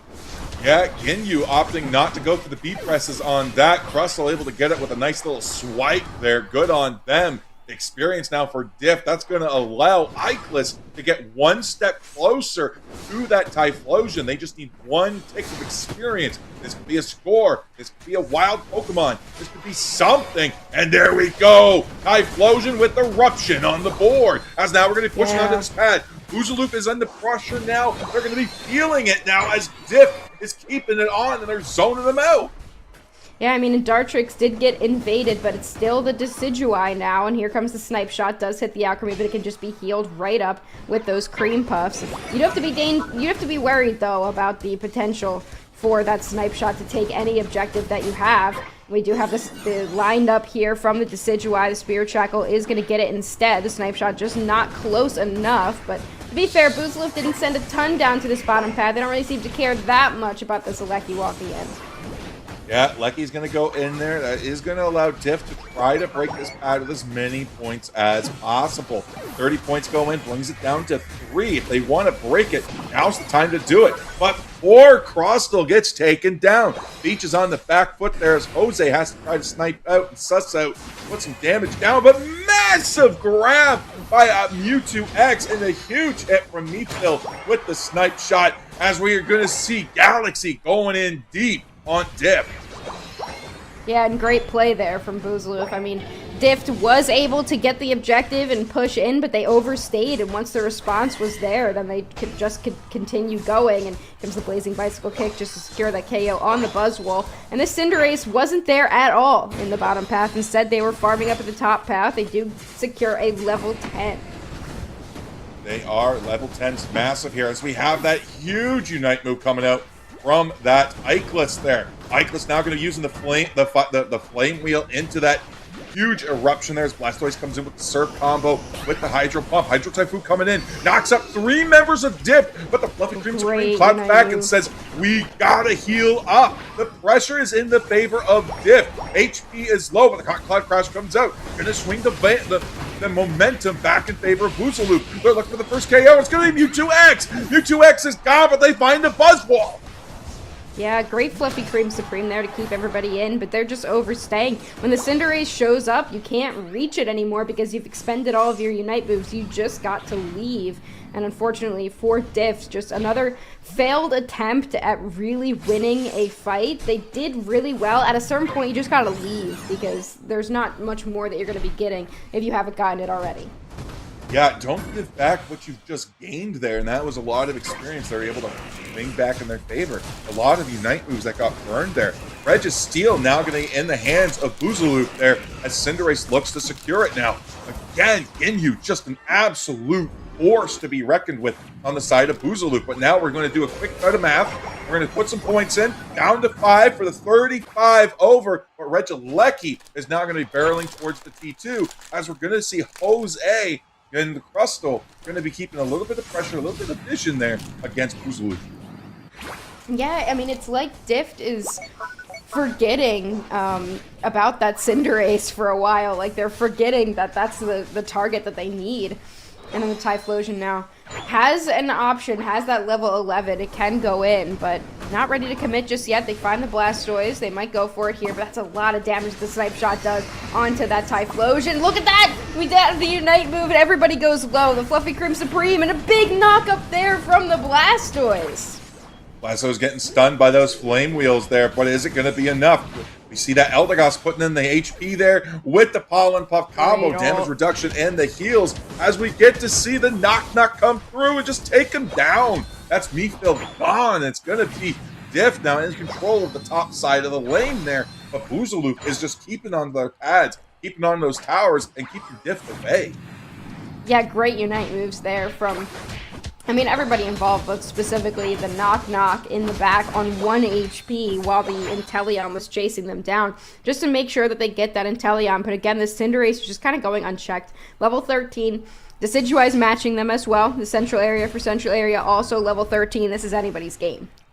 It really is. We have only 22 points separating it, and Buzaluf is looking to put that further behind them. 220 to 161 does open up a lot of experience in the bottom there, but 50 points going in for the 23 over. We're now in a 4-point game, Husky. Yeah, lane for lane, and it looks like Buzaluf is going to instead head up to this top path. Well, Cinderace in a lot of trouble here. The Blaze Kick comes in, but the Typhlosion comes in harder. They will also go down, though. We've got the Mewtwo taking them down. And finally, the Mewtwo does something. I mean, they've been doing fine. They've been doing fine. I just feel like there's always better. I'm just a Mewtwo hater, alright? Gotta understand. You can't control the Mega Evolution timing, so if it goes off at a suboptimal time, then it's just not great. But it is going to be snipe for snipe. Decidueye is going to be the snipe that wins it. Buzzwole, for some reason, pulls the trigger on a Unite move. They're going to go down. Knock comes out, though. Blastoise in a lot of trouble. They're stunned up. They're going to have to use their Unite move just to live. The nice healing from the Eldegoss there. The Fluffy Cream Supreme comes out. Blastoise living on 1 HP in a dream. But we get on top of the Decidueye. Decidueye gone. Jose deleted. Now it's the Crustle. Alcremie and Typhlosion. But Typhlosion is surrounded. Eichel's trying to get out, but it's not going to be enough. Now you got to watch out for this Alcremie. That Sweet Scent could go for the secure, so you still got to zone it out. You got to time it right. But we're going straight for the Mephil secure. It's going to be Mewtwo-X going in. We just weren't able to stop it. And I think we're going to a game 3, Husky.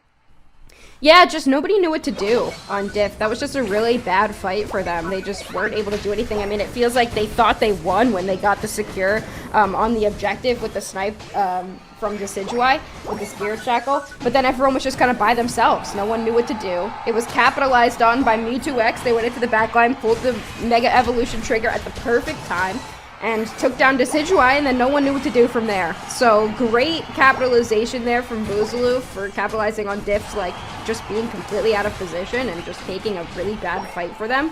And now they get to win game number 2, and like we said, I mean, kind of expected a game 3. This is the seed 2 and seed 3, so anticipating game number 3s here for these two teams, and that's what we're gonna get. Yeah, this means annoying picks like Typhlosion, Apremi, Crustle, Blastoise, Cinderace, and Inteleon and an Eldegoss are just gone. Even the dreaded Mewtwo-X, which honestly I think did a really good job into this game. If you don't have the champ, you know what? Mewtwo-X is a poor man's Machamp, poor man's Buzzwole. You know, like it still gets the job done, pulls people in, and it disrupts them. So I can understand that one there, but I think Diff underestimated the power of the Cinderace there. Ginyu was just an absolute force to be reckoned with.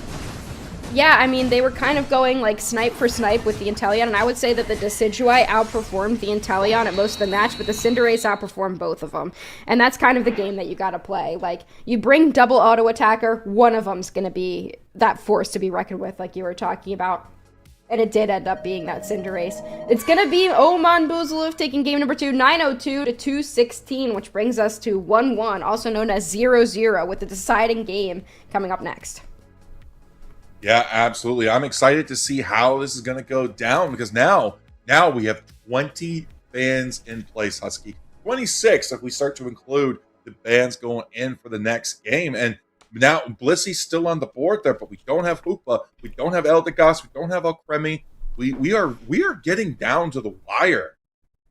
Yeah, we're reaching in deep for some support options. And, you know, your favorite, the Mamoswine and the Sableye, both haven't come out in this series yet, so we could be seeing that. And we have Eldegoss and Alchemy both off the table. And I don't think that either team is going to want to give over that Blissey or that Psyduck, so we could be seeing some deeper picks like the Vaporeon as a supporter, like the Sableye potentially if you don't want to go with like a healer's type of route. We also haven't seen Umbreon come out yet, so that could be a good option as well. Yeah, it didn't even hit the ban list this time there. But again, like we look here, Diff is doing a good job keeping the pressure on. But like you said, sometimes when they get into those winning positions, they don't know what to do. And that just gives the opportunity for Boozaloo to come back in. They had the Regieleki Connect. They had every member up, but they just weren't able to do it. And Boozaloo comes in again and completely disrupts them. But this time, Diff does a better job keeping the pressure on. Mewtwo goes down, and so does the Alcremie. And a great job being on 1 HP to snipe down that Inteleon, and they pick up the Blastoise KO. But overall, yeah, I think they finally respected the Cinderace, but then forgot about it. Yeah, I think that there were so many opportunities where that Cinderace just kind of walked in secondary and was able to like pick up so many KOs. I feel like when they were captured, like Diff did really well. Huge snipe shot there, or not snipe shot, Spirit Shackle there from the Decidueye was able to get the objective. Buzzwole, not great. I really feel like the Buzzwole did absolutely nothing. They popped the Unite move there, we saw it, and then they just didn't have anything left to follow it up with. Typhlosion completely by themselves because everybody else is gone, and it just left a perfect time for Oman Boozaloo to easily take that objective off the board and take an easy game number 2 win. Yeah, but I mean, listen, there's still some good all-rounders on the board as well. I mean, we got the Blaziken, which is a solid brawler. We've still got Serena, and hands of a good player. Serena is absolutely monstrous, so you still got that. You still got a good support Pokemon in the Blissey if it makes it through the ban phase. You still got Wigglytuff too. Wigglytuff is a surprisingly good Pokemon because it gives team-wide shields as well as a little bit of a cleanse on its Unite move to start the recital. As I say it, M-Buck, you son of a gun, you just banned out the one that I wanted to see. they're gonna just start banning Game 3 Pokemon here. They're just gonna ban everything that any of these teams could use because they want to take some of those really good Pokemon off the board that we've seen banned, like Blissey, like Feraligatr, like Psyduck potentially. Jose has this last ban option. We've banned out 2 attackers that could potentially be used by Dift, and instead, and the same thing to the other side, Wigglytuff, one of the supporters that could be pulled out here. We're going to ban out the Mega Charizard Y. So we're just going to kind of open up a boring Game 3 where we're going to bring out all of the bans that we've seen and just put them on the board for Game 3. So kind of a boring game. We're going to pick everything that's still really, really strong. For Alligator, Blissey comes out on the other side for Beach. Espeon, that's been banned twice in a row. Potential Sylveon as well, that's going to be picked up. It depends on what Dift wants. Do they want the Espeon or do they want the Sylveon? Or was this fake? We're going back to us for some reason. You know what? I think it was fake. Production. I think somebody crashed. You know what? That means Wigglytuff will come in. Listen though, the timing on that was just astronomically. Oh, okay, gotcha. Oh, the teams forgot to swap. Are you kidding me? My goodness, guys. When you're supposed to swap.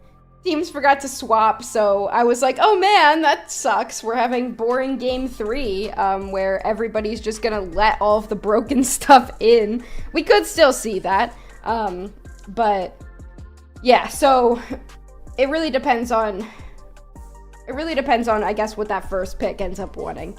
Because we could see something like, you know, you're setting up for a specific first pick that you want, and you're going to force the opposite team to have to make a decision of what they would rather not see.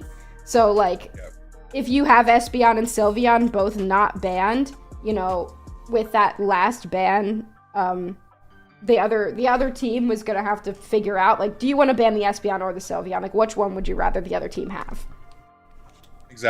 Exactly. And it's going to come down too, because I mean, there's still other evolutions on the board. Like you said, you got to reach deep in, and we got to look at some decent supportive type Pokemon. Umbreon didn't even hit the ban list last game. Completely ignored. Nobody brought that in. Nobody banned it out. And Vaporeon as well. Vaporeon's got a nice AoE heal, arguably more useful than Clefable. Clefable's got the gravity and the follow me, which can help shut down certain plays by either drawing Pokemon in or locking them up with dash moves. But overall, I think Moonlight is probably stronger, but I think the Vaporeon is just overall more useful because it's got that active stun, that active CC, and the Unite move isn't just a random roulette where you could possibly get Splash and do nothing and then have to recharge the final 10%. Yeah, Umbreon, Vaporeon, Lapras as well as a potential option. You know, what else? They did say, Mamoswine, we haven't seen. Trevenant, we also haven't seen. Another really solid defender, especially for Girardi. Plays a really, really great Trevenant. And then, you know, if the bans that we've seen consistently, if they want to let some of these things through, we still have Feraligatr, Blissey, Psyduck, Espeon, Sylveon, like options that these teams have not wanted. Machamp, as well, that we haven't seen because it's been banned. So it really depends on what teams. I feel like we're gonna see some Umbreon as a supporter or a defender, because this thing can do anything, basically. It can also be played for damage if you really want to. But Umbreon is just a really solid pick that we've seen banned out before, but we haven't seen it played quite yet. So I feel like this thing could be like the supporter or defender option that either of these teams could take. I think no matter what, Meanlook's going to go hard into whatever team it's going up against. It's a move that's able to shut down a Pokemon, lock it into a specific spot, and limit its movement, allowing the team to collapse and take it down. And that is a very powerful, useful tool in your pocket, especially when the Unite move steals half your team's shields. Your buddy barriers, half of that's going straight to Umbreon. You're not going to have that. Now, arguably a lot of the more powerful Pokemon utilize something like that, such as Crustle or Snorlax or Slowbro, already off the board. That's not going to be on the picket line anymore. But we do still have other options like Goodra, for instance. And speaking of Goodra, production just posted what the team was looking like before the reset there, and we got Goodra and Articuno on the side of on the side, on our orange team there, and then we have That's Dift. That's Dift. Yeah, Buzilov running in double speedster with Duraludon, and I love it. We do have that Zoroark in the Darkrai. Just taped around that Duraludon. Just be like, we got it. Boom. It's ours. It's done. But now we're in the actual draft. Now, yeah, real draft here. So we are going to be continuing to ban some of these very broken Pokemon options, like Psyduck, like Feraligatr. We do not want that Pokemon in. This is really, really good. Remember, we kind of like weren't realizing how good this thing was for a while, and then somebody was like, actually, this is broken. But we are going to ban out this Umbreon, so we don't want to see that. This is like a really good defender option that's still on the board that we're going to take away. Espeon as well, from the other side, still really good.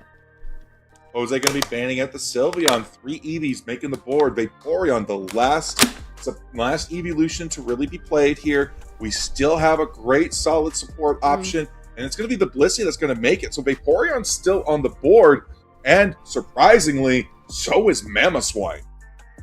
Yeah, I mean, it makes you wonder what we're going to see go into this first pick. We're hovering Empoleon. I don't really love Empoleon, so I would be surprised to see it. It's going to be that Blaziken that's getting first pick. Another one that's kind of moved into a second game, third game option for a lot of these teams because it's still really good, but it's not broken. So it makes it a really easy first pick here for Dift. We're going to see Suicune and Machamp picked up for Oman Buzilov. Really, really solid here. Suicune played more in the support tank role as well, so it's just kind of another option because so many of the supports and tanks have been taken off the board already. I like what Buzilov is already going for. CC lock right there. We do have the Suicune into the Machamp there, but they're going to take Girardi's going to take away the Trevenant, put it back in their field, and really Ikelis going to come out with a power Pokemon of Zapdos there. So Dift already looking really strong. Buzilov already looking very annoying. Yeah, Zapdos, great early game. Just a ton of damage that this thing can do. And here comes the Mamoswine as well. Another good tank option. So we're going to kind of have this support tank role filled with double Vanguard Bells. So just a ton of CC from Buzilov. It's going to be a really devastating thing to play against. Ice Fang, Submission, and the Suicune with probably Whirlpool, and then just let the Charge Beam from a Rhydon just devastate the backline. We do have, on the other side, interesting picks to round out this composition. The Greedent, as well as the Serena that you were talking about. Yeah, Serena is going to be a devastating backliner. Meathill's got to watch where the Serena's going to go, but Serena only got a full heal to back it up. We do have a Mamoswine, a Suicune, and a Machamp, and Ginyu coming in with the Dragonite pick. I love this. Looks like it's going to be Outrage as well, because we've got the Focus Band, Muscle Band on it. And, I mean, Razor Claw is also just insane for any build on Dragonite because it's doing so many, it's using its moves so often that it's just really good. But it's got that full heal on, makes me feel like this is going to be an Outrage Dragonite, just another thing to add some CC to. Like, honestly, I'm really worried. I'm worried about this Buzilov composition. This is just a lot of CC. Greedent, though, makes it, like, interesting on the other side because it doesn't really need to fight anything. It's running double stacking Big Brute, so it's just going to be running around scoring the whole time, and I feel like Dift is just hoping that that's going to be enough to contend with the CC comp that Buzilov's put together. Yeah, Buzilov going hard in on that. So yeah, Dift is going to be really having it rough there because their only main front line is going to be the Trevenant there. That's like their only main front line with sustain. Now Blaziken can surprise us with a little bit of sustain on its own. Its Blaze ability, once that pops off, can really make it so that's underestimated. But already going in, game number 3. Dift your purple team, sending that Torchic into the central path. Oman Buzilov gonna be your orange team, sending in Dratini. Yeah, and we're going to also send Greedent. Greedent is the central area Pokemon on the opposite side of the map. So, I mean, you've got Torchic being the central area Pokemon for Dift, but Greedent also is a central area Pokemon. It's just the other side that it's going to be focusing on. So, we've got the Trevenant already losing its Focus Band early. Just so much damage and pressure from this opposite side, especially when you have the Greedent on the other side doing an invade there. There's not really too much Phantuck can do. Not a lot, no, but already we're going to see Beach going in and being like, you know what, Dratini, Ginyu, you need a jungle buddy, and I am that buddy.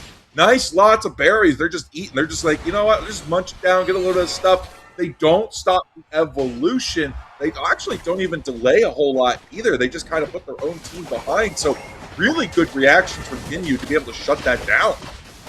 Yeah, and I mean, Beach is going to be able to get out of there. Suicune is not. That's 4 members of Dift up in this top path, but Dragonite is going to try to deal with all of them. They take down the Zapdos pretty easily, but Serena also jumping in. Oh, they go down too! Oh my god, the Focus Band pops and 2 go down as the Machop rejoins here, this Dratini in the top path, or Dragonair in the top path. They do stop that score in from Ginyu, so the Ginyu won't be able to get that experience from it, so they're just a little bit more away from 7. They got to get hit 8 to get there for the evolution. Beach still being annoying, getting all those Noctus away from them, though, as we are going to be seeing Galaxy getting caught up, but no, they're able to get away there, but we still have a Steenie on the side of Diff. Yeah, that's, I mean, they're going to want to get some stacks. I wasn't really paying super attention to how many stacks they were able to get early, but they did have that decent win in the top path until the Dragonair arrived. They're going to want to make sure that they get that level 8. This is a heavy late game Pokemon, and already seeing that level 7, getting close to that level 8, this is going to be pretty dangerous for Diff. They do get an objective. They handle that Regidrago in the central area. It's gone over to Blaziken, who's also almost level 8. Greedent keeps trying to put that cheeky in, but it's not Outrage. It's Hyper Beam on the Dragonite. That is massive, massive. Hyper Beam Dragon Rage going to be what's there. And Omon Buzulu is going to have that huge secure move in their pocket. Dragonite almost to that level 9 there.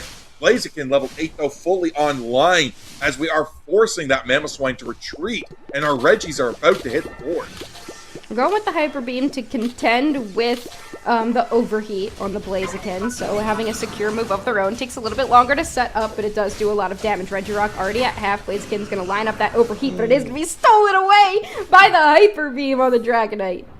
Oh, you hate to see it. You knew it was coming, but the distance, you almost think maybe they miss it, but nah, they were just at the range, and you love to see a Dragonite player that knows how to play to their range. The Unite move up into the top side, and they're already starting to move on the Regieleki. It's just a Serena, but it's a Serena without Unite. Not going to be able to stop anything. They're going to try to look for the dive in. Nah, that's going to be the Dragonite secure. Just so much damage on a fully charged up Hyper Beam. Not too much that Diff can do there. And I mean, this is a level 10 on that Dragonite already. So this late game Pokemon is already late game in the early game. So they're just going to look to get into fights, just charge up some Hyper Beams, deal a lot of chunk damage. Here comes the Machamp as well. They're going to try to grab the tree. They will. Immediately goes down here. Violet gets the KO on Jiraiya there, so that is going to be that Trevenant that's going to get taken down. So that's good for the side of them. I mean, they're able to get that experience more. Mamoswine just one tick away from that evolution. So close, yet so far. They're able to get out. Charge Beam Enhanced comes out, almost takes down Beach there, but we are going to see Jose coming in on top. They're able to find the KO on the Miraidon there, as we are going to be seeing that Draco Impact coming in from the Dragonite. Dragonite's now hit the board. There goes Jiraiya, completely deleted off the board, and poor Miloswine is still looking for that evolution. Yeah, likely they're going to be able to just get one more piece of experience, and they do get that level 9 there. Serena's just been trying to get big in the top path by themselves. Cascade now level 10. They do have 40 points in their pocket, so it's going to be a little more difficult to score, but Machamp is keeping them in check up there. The real action has been happening in this bottom path. Both teams kind of want to look for some opportunity to push a goal zone, get some scores in, but they just haven't been able to find it. Reggie Rock hits the board there, and our charge beam looking to get charged up to the enhanced version. The Thunder comes out. Jirari gets taken down. Nice combo there between our Miraidon on Meatville and our Mamoswine on Kafar. Now we are going to be seeing Ikelis getting caught out by the Ice Fang there, pulled in behind. Mammoth Mash comes out. Huge, endless ice spikes coming through. What a combo from Oman Boogaloo. And now it's going to be Reggie Rock there left alone. Going to heal up a little bit there as we're going to see Serena try to dash out, but Mamoswine says no as Bright Future Meteor Storm looks to delete the future of Diff. Yeah, this Mamoswine is just looking fantastic. They're really holding it down right now. Big eject button as well. They get the Zapdos too, and the Greedent also gets captured. They're not able to do anything, and Boozaloof is really looking like that second place team right now, probably even the first place team as well. They let that Dragonite get online, and it kind of was all over for Diff from there. Yeah, what a great cleanup there from Oman Boozaloof. And they're still putting in points, still getting those small Unite charges back in. Great job from it, too. Machamp coming in, nice little submission, pulling Greedent off the pad, getting some nice chunks in. But now we're going to see Jose up in the top, trying to get a few whatever stacks they can. Lots of Eos energy on the board, able to do that there, but they're just not going to be able to do it because Oman Boozaloo, they quickly rotated into the top here. It's just been really tough for this Greedent to really do anything. You kind of want to give it the option to not be in these fights, but unfortunately it's had to be in these fights. Another big Ice Fang as well. The Mamoswine getting low. They will go down, but Diff not able to capitalize on the Zapdos Unite move on the goal zone because there's just too many people there, but they are going to let that hit. They're going to let it walk into the top path. Smart move for Boozaloof, just a 2-point overcap as opposed to what the Zapdos Unite move could have done, which is let that Aleki walk towards the second tier goal zone. Not what you want to have to deal with at this point in the game. Under 3 minutes here in game 3. It's all or nothing. Yeah, 45 seconds until our final objective of the set spawns in. 25 until our basement Reggie is there. 36 points going to come in for the Greedent. 133 to 235. It's a 102-point game. Diff closing the gap, but it's still a big gap. Yeah, and I mean, Jirari just hasn't really been able to find a way in. They're picked up here again and taken down. At this point, they're not going to have a focus ban for this endgame fight, and they're not tanky enough to withstand the amount of CC coming out here. Mamoswine does lose the focus ban. Greedent will take care of that, but they don't go down. Oh, Barrage Blow coming into the back line. It looks like the trigger is pulled on some of these Unite moves. Bright Future Meteor Storm looking to take down this Blaziken. They will, and 2 minutes hit the clock. The objective has spawned. Greedent, though, has found a way in. We do see someone go down. It's the Mamoswine. Enhanced Charge Beam was enough to help Mbach get out of there, as we are going to have the electric terrain. 3 members down for Diff. Serena is now the only one stopping it. They're going for it. They're trying to get it. Serena! It's going to be the stop in there, and they get the crowd done. Now it's going to be old Moon Boozaloof trying to on the defensive here. They got to find these KOs to keep it in there, and they got to get on this defense quick.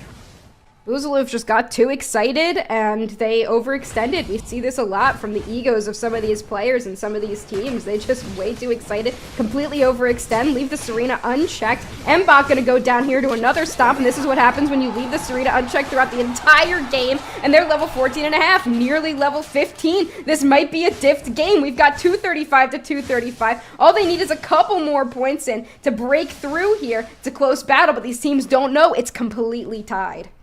It is completely tied, which means Oman Boozaloo is going to win this if they drown out the last 50 seconds with no scores scored. Now, we do have Beach there. They don't have a buff, but they only have 12 points. Here they They're come. going to try to get onto the pad. They're going for the play. Now they're going for the score. Jose get There it is. And now they take the lead, 333 to 235. They're way ahead now. Diff is ahead. Boozaloo needs to find the KO. They take the Greedent down, and now they got to put the pressure on. They got to get to the other side of the board. 2 scores, they win this. Yeah, I mean, 20 seconds left, though, and we did get 2 down here. Jirari's also going to go down once again, and, I mean, 15 seconds left. I just don't think there's enough time for Boozaloo to come back, but let's see if they're able to get it done. 50 points in the pocket of Machamp. They do have a buff. Here comes the overheat. They do find it. Machamp gets stuffed. Immediately, they go down. Dragonite, though, in the back. They do get some points in. I don't know if it's going to be enough. 10 points as well go on in the bottom path for the Miraidon before they go down. I don't know if it was enough, Jonathan. Oh, we did see a 28 from the Mammoth Swine at the end tick up there as well. Not enough. 433 to 345. Not enough, as you said. Game number 3 goes to Dift as well as the set. That is your number 3 team taking down the second seed coming into this set there already. We got an upset coming into week number 2. Yeah, so, I mean, it's interesting because Dift should not have won that game, but sometimes you just lose the game for your own team. And that's kind of what we saw BZF do there. They got a little bit too excited, they pulled the trigger, and they just forgot that the Serena was there, leveled up, ready to deal with them. They used all their Unite moves in that bottom path and weren't prepared for what Dift still had in the tank by the time they made it to the central area. And I mean, you gotta like a team that is not afraid to pull the trigger early, but you gotta make sure that you know what you're doing when you do pull that trigger. Yeah, absolutely. And what a great game from both teams to do it. I mean, Oman Buzalov was keeping control of this game the entire time. They were all over the map. They had the level leads. They had the point leads that they needed. They had even control of the pit. They had 3 members down on Dift. They were able to just take it out, but Dift just comes back and Dift them.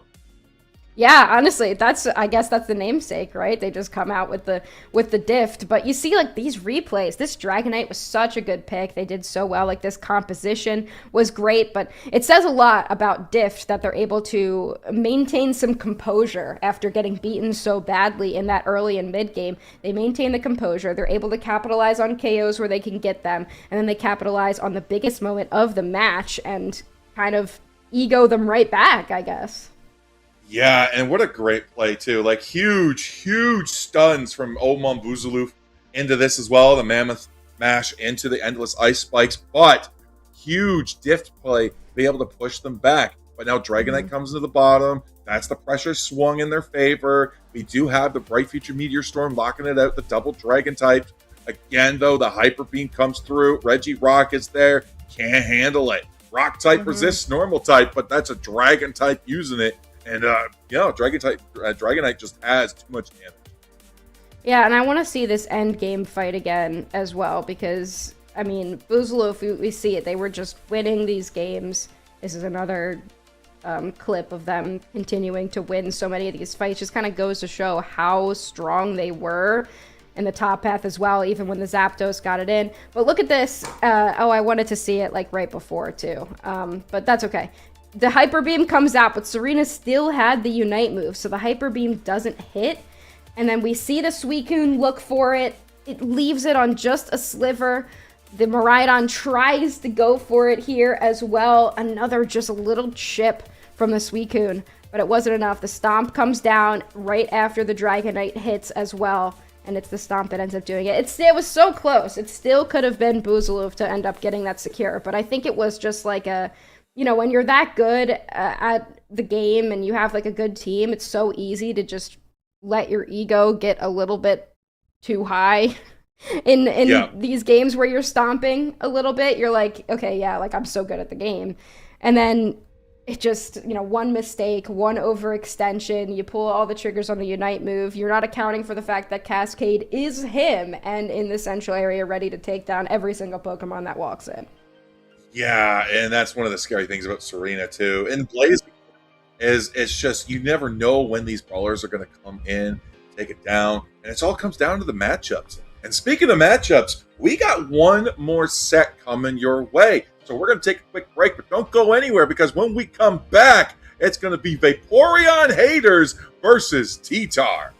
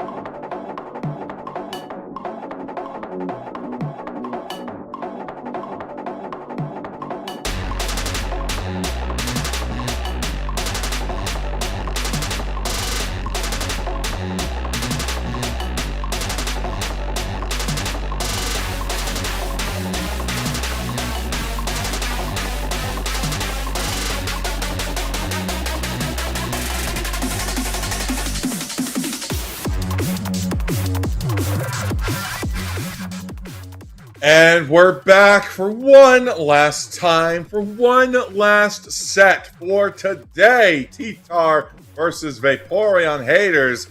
Listen, $5 on says I think one of these teams hates Vaporeon. Husky, would you take that bet? I would take that bet, honestly.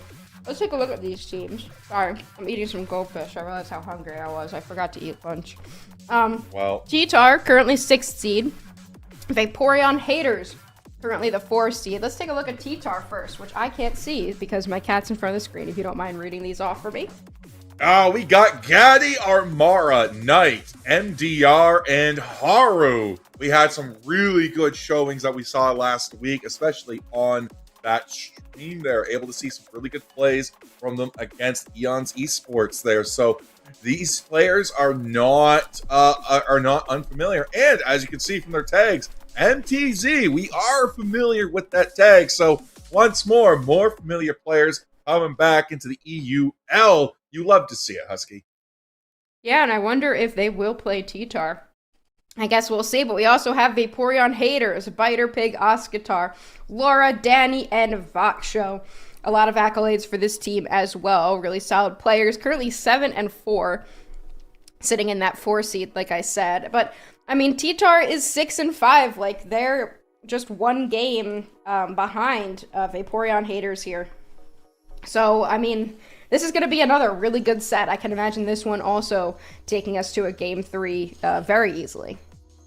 Yeah, and again, I'll tell you right now as well, this is the only team that had the guts, that had the Pokeballs to play Sableye into that into their set there, and they won. Sableye was the difference maker for it. So I was like, you know what? Yeah, we got to see this. We got to make it happen again because you know what? Biter Pig, right now, they seem to be the only team giving Hyde what he wants, and Hyde just wants some more Sableye action. I just want Sableye in there. You know, it doesn't have to be every game, but, you know, just most of them. I feel like sometimes it should be there. Was Biter the one that played it? Yes. When it came in? Yeah. Oh, absolutely. Well, I feel like she's like the support player who's like willing, like down for anything. She's just kind of like willing to be like, yeah, sure, you know, we'll play this stupid thing. But it probably won't be Vaporeon, considering that they hate Vaporeon. Well, let's get into it. Game number 1 of the final set that we're going to be broadcasting here today of round 1. TTAR is your first pick, and Vaporeon haters your second pick. And already production is trying to nerf both teams by making them go into this set with 20 bans. Oh my gosh, that is diabolical. That was, oh, never mind. They just baited us. They baited us, chat. Can you believe it? Crazy. What?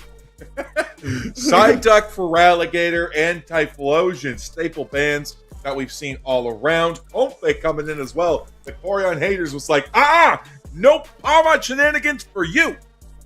I like the Comfey ban. Sometimes people are confused by the Comfey ban, but I feel like banning Comfey effectively bans like a good chunk of the roster. So just banning that out means that, like, you know, things like Zoroark and a lot of other speedsters and Pawmot and stuff like that are just not going to be as strong of picks. So you're kind of doing a lot more than just banning out Comfey when you do that. But that Mew left open, that is going to be first picked. We don't see Snorlax banned. We don't see Blissey banned. I imagine these things will be considered. A Sylveon as well hasn't been banned. Yeah, Sylveon's still on the board, and Danny's going straight into it. Vaksho could be picking up the first Umbreon of the day. Absolutely locking that in. It's an EV-tastic day. And with the with the Espeon banned, there's still 3 EVs on the table. They could make it an EV-tastic day. They could. Just bring the Leafeon. You won't. They won't. Honestly, it's not very good. But you could, like, well, you see no speedsters today anyway, so speedsters just aren't a really good class right now. But on the other side, Snorlax comes out. Buzzwole, another solid top path Pokemon. You know, you kind of play this when you want a really good early game. So right now, TTAR kind of setting us up for a really good early game. And they could bring a late game Pokemon in here. Oh, they might be considering Leafeon. No. Whatever. Fine. Gaddy going to be hovering that Hoopa there as well, taking off with a strong start for the side of TTAR. And we do get the Leafeon pick. There you go, Husky. They heard the call, the action, and they said, all right, we got to lock it in. Flora missing out on a valuable opportunity. There's still a Glaceon in there, but hope they ban. I got them a champ. And you know what? They're thinking another Brawler, and that Brawler could be another Palmot. Yeah, I mean, they banned the Comfey, but Palmot is still good enough on its own for them to want to use this. And these are two interesting compositions. I mean, we've got heavy early game focus in both of these comps, with the late game scalers being Vaporeon haters here, with both Machamp and Palmot. You know, things like Sylveon kind of fall off, Buzzwole, Leafeon, they kind of fall off into the late game. So it seems like both of these teams really want to snowball early, and it's going to be interesting to see how they're going to play this early game. I mean, we're seeing the Rocky Helmet on the Buzzwole. Like, they're really going to stop these top path stacks from going in on what looks like Machamp. Yeah, and you know what? With the Umbreon in the hands of Biter, I think that is going to be the healer. And no curse items on the side of TTAR to stop any healing. Biter just going to be able to heal with Wish unobstructed there if they're able to choose it. And wow, that was a great fish, and now it's gone. Oh, look at the dog too. And Karma's also sitting here. He got one goldfish as a treat, but yeah, it's getting to that time of day. It's 3 p.m. here. It's getting to the time of day where I'm hungry, the cats are hungry, they want to bother me, they want to go for a walk, something, because I've just been sitting here being boring, right, Karma? And we got Piper here too. Piper's looking at us like, you've been casting long enough, it is time for attention seeking. And speaking of attention seeking, our teams want attention too. So as casters, we got to do our due diligence, give them that. Going to be Leafeon going into the central path for our purple team, TTAR. And it's going to be the Pommy going into the central path for our orange team, Vaporeon haters. Yeah, and the Mew's wearing a little dress, which I love. That's like the best Mew holo wear. One of the best holo wears, honestly, ever. It's just so cute. But yeah, in this bottom path, the Mew and the Sylveon going to be battling it out, as it looks like we've got a double invade here from TTAR. They're going to look to try to snuff this Palm out as much as possible. Got Dwebble now chasing the Snorlax out, but Hoopa's still there. Palmy's going to have to try to deal with him. I believe Hoopa took that red buff. Yeah, they did. Absolutely. Now they're going up in the top path here to support their team. We got that early grab there from the side of TTAR. Knight coming in with the Leafeon. Only level 4 there. Not able to get a stack, not able to get a KO, but they're able to keep the pressure off of the Buzzwole, allowing them to stay on pace to try to get their level 5. But it's not going to be level 5 before these 850 birds, as we are going to see Vaporeon haters looking to grab an early position. Yeah, and you want this Leafeon to pick up some KOs here. You want them to get as far ahead as possible. They go in, they get a lot of that experience, but here comes the Palma. Buzzwole, though, with a big superpower. They smash them on top of the Machop there, and the Leafeon is able to get a KO on the Palma. Great start here for TTAR. Yeah, TTAR off to a good start. 2 KO streak for that Leafeon there. That's good if you're trying to get stacks, trying to get those levels early. Maybe you're on par to have 8x8. Who knows? They're already level 6, 2 levels away from their Unite move, going straight into the invade on the central path. We're going to see Biter Pig coming in, trying to pick that up with a Snarl. Not going to be able to do that, though. Yeah, great play. I mean, so far TTAR's winning the battle of the early game, and they are making sure that they're extending their lead as much as possible, just keeping this Palmo as low level as possible, trying to get this Leafeon up high enough to get their Unite move at that level 8. Meanwhile, on the top path, Buzzwole also level 7. Really solid start. Yeah, we're going to see Vaporeon haters push this bottom pad. They want to get the points in, and they are going to get those points in as well. Going to put them in the point lead, 74-70, keeping the game very, very close here. Now, we are going to see Crustle create some space for them, but the Emerald two-step comes out. Eject from the Leafeon, or from the Sylveon there to dodge it all out. And we are going to get the Crustle to go down there. And we got the Sylveon with the Hyper Voice getting hit by the heavy slam. TTAR is not going to be putting pressure on here like they had hoped. But the Mew's locked in a mean look. And that's going to be it. That was a great mean look. They got them as they were coaching away there. So it trapped that Mew right in Sylveon's Hyper Voice. And this Sylveon is going to be really dangerous. They're now level 8. They've gotten a good number of levels. They've got a Unite move as well. And with the chunk damage of Hyper Voice. Oh, look at the wall set up perfectly for that Sylveon. Here comes the Leafeon. They don't have a Unite move anymore, and they're going to try to get away here. They're luckily able to collect a berry, but not looking good for TTAR. All that advantage that they gained in the early part on that top path, Vaporeon Haters has taken back in the bottom path.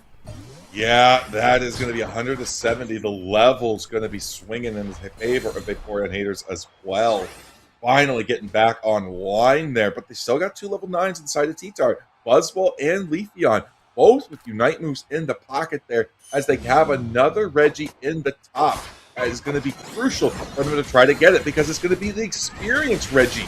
Now, we are going to see them a champ just kind of just sit there, do nothing, accept its fate, as Buzzwole says, all right, I'll claim you. There might have been a crash or something there for that Machamp, because it looks like, oh no, it looks like they're back maybe, just kind of hanging out there. Or maybe they crashed for a second or had to put the phone down or something. But Mew from TTAR is going to be able to take that objective, and all the Unite moves are popping off. Leafeon pops off an Emerald 2-step, double KO streak for them. TTAR is going crazy. Snorlax going to be following that Regieleki, trying to keep it out of the pad there. Now we're going to see 30 points go in, 10-point lead on TTAR. Huge score from the Leafeon. Putting that at level 11. Palmont, for the record, just hitting level 10. The main damage level guy on the side of Vaporeon Haters. Already both teams are looking to try to stop, just try to get whatever experience they can with the Regidrago on the field.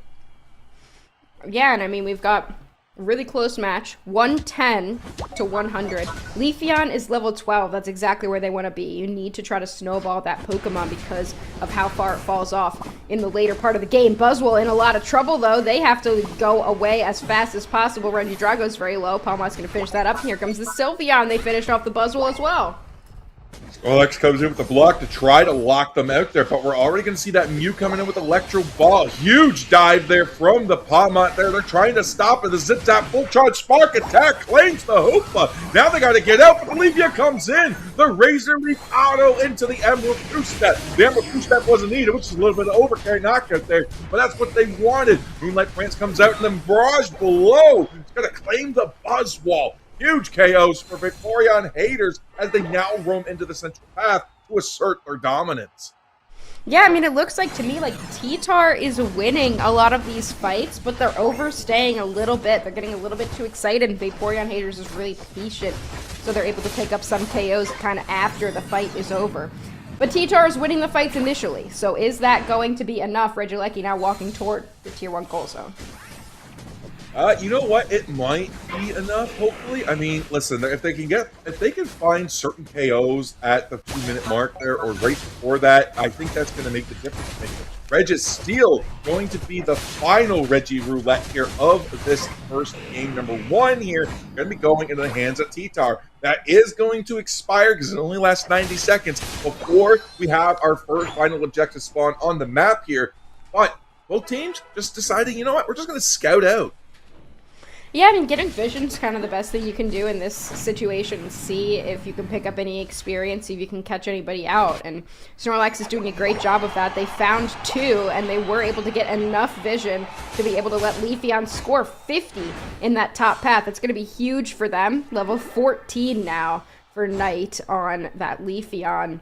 The question is, does it matter that it's level 14 if it's going to be squishy? Because there's 3 members of Vaporeon Haters chasing it right now. It doesn't look like it's going to be able to get back. Another Emerald 2-step will take down 1. It's going to be enough. Yeah, Snorlax was the playmaker there to try to set up to allow the Leafeon to escape, but Leafeon wasn't able to do it. Laura, keeping on top of them, just says, nah, you got to go. Snorlax has used all of its resources except its Unite move. Not willing to burn it as Umbreon comes up, locks it into that mean look there. Spider Pig, so mean. We just kind of see, again, how patient Vaporeon Haters is throughout this match. Like, you know, you see Leafeon, you don't need to overchase. They're probably going to overextend here. They use a Unite move, and then only after that do you use the Palmont, Zip Zap, whatever, to make sure that you secure that KO. And it puts TTAR in a very interesting position going into this final objective. They do have really good positioning. They've got Snorlax there, ready to go. They've got Unite moves on the board. But we've got Vaporeon Haters as well. A patient team, also with their Unite moves ready, and they want to fight. I think this might be the seal the thing that seals the deal. Buzzwell has no mobility, goes in for the 50 cap for the Hundo Burger, but we do have the Hoopa ready to bring them in if a fight breaks out. TTAR is now going to be taking the lead there, as we're going to be seeing Biter Pig get in deep. Puts the Snorlax into a mean look, but the hyperspace hole saves the day. We've got now Vaporeon haters backing out. They tried to see if they could get any Unite moves out of TTAR, but it doesn't look like they did. So just trying to set themselves up for success here. Oh, the Fairy Frolic immediately goes in. I don't know if that was the right play here, but the fight's going to break out. All right, Rings Unbound comes in as the Moonlight Prance comes in. We're throwing down we're throwing arms there as we're looking for the first KO. Buzzwell's going in, smackdown onto that Crustle there, and we're going to lock them out. Baksho's still up, but the Hoopa goes down as Laura is able to get into the back. Mean Look comes out, and there goes Buzzwell. Our Mara is gone. TTAR's pushed out of the pit. Palmot started to rip onto that Kyogre, but Mew has gotten both Danny and Biter down, and Biter has lost their HP. They're knocked out. Mew is now here. There's the Solar Beam. They're looking for the pivot, possibly into... They're going for the boosted. Can we get it? It's gonna be Palmot with the secure. Yeah, Mew didn't have a cooldowns ready, so they weren't able to fire anything off for a clean secure of the objective, and Vaporeon haters playing patiently, making sure that they're backing in and out as they are able, are going to be able to take this fight, but they still need to score. 20 seconds left. They need at least something. 26 points for the champ are going to go in. That's still not enough, but there's the Hundo Burger from the Sylveon. We'll take it home. 10 seconds left. And Vaporeon haters is going to take it. Oh, 68 points went in, but I don't think it was going to be enough for them to be able to take it. And no more points will go in. Another Emerald 2-step. I actually don't know. I think Vaporeon haters are still ahead. 14 from Sylveon, and then we still had that 68 from the Leafeon at the end there. Oh!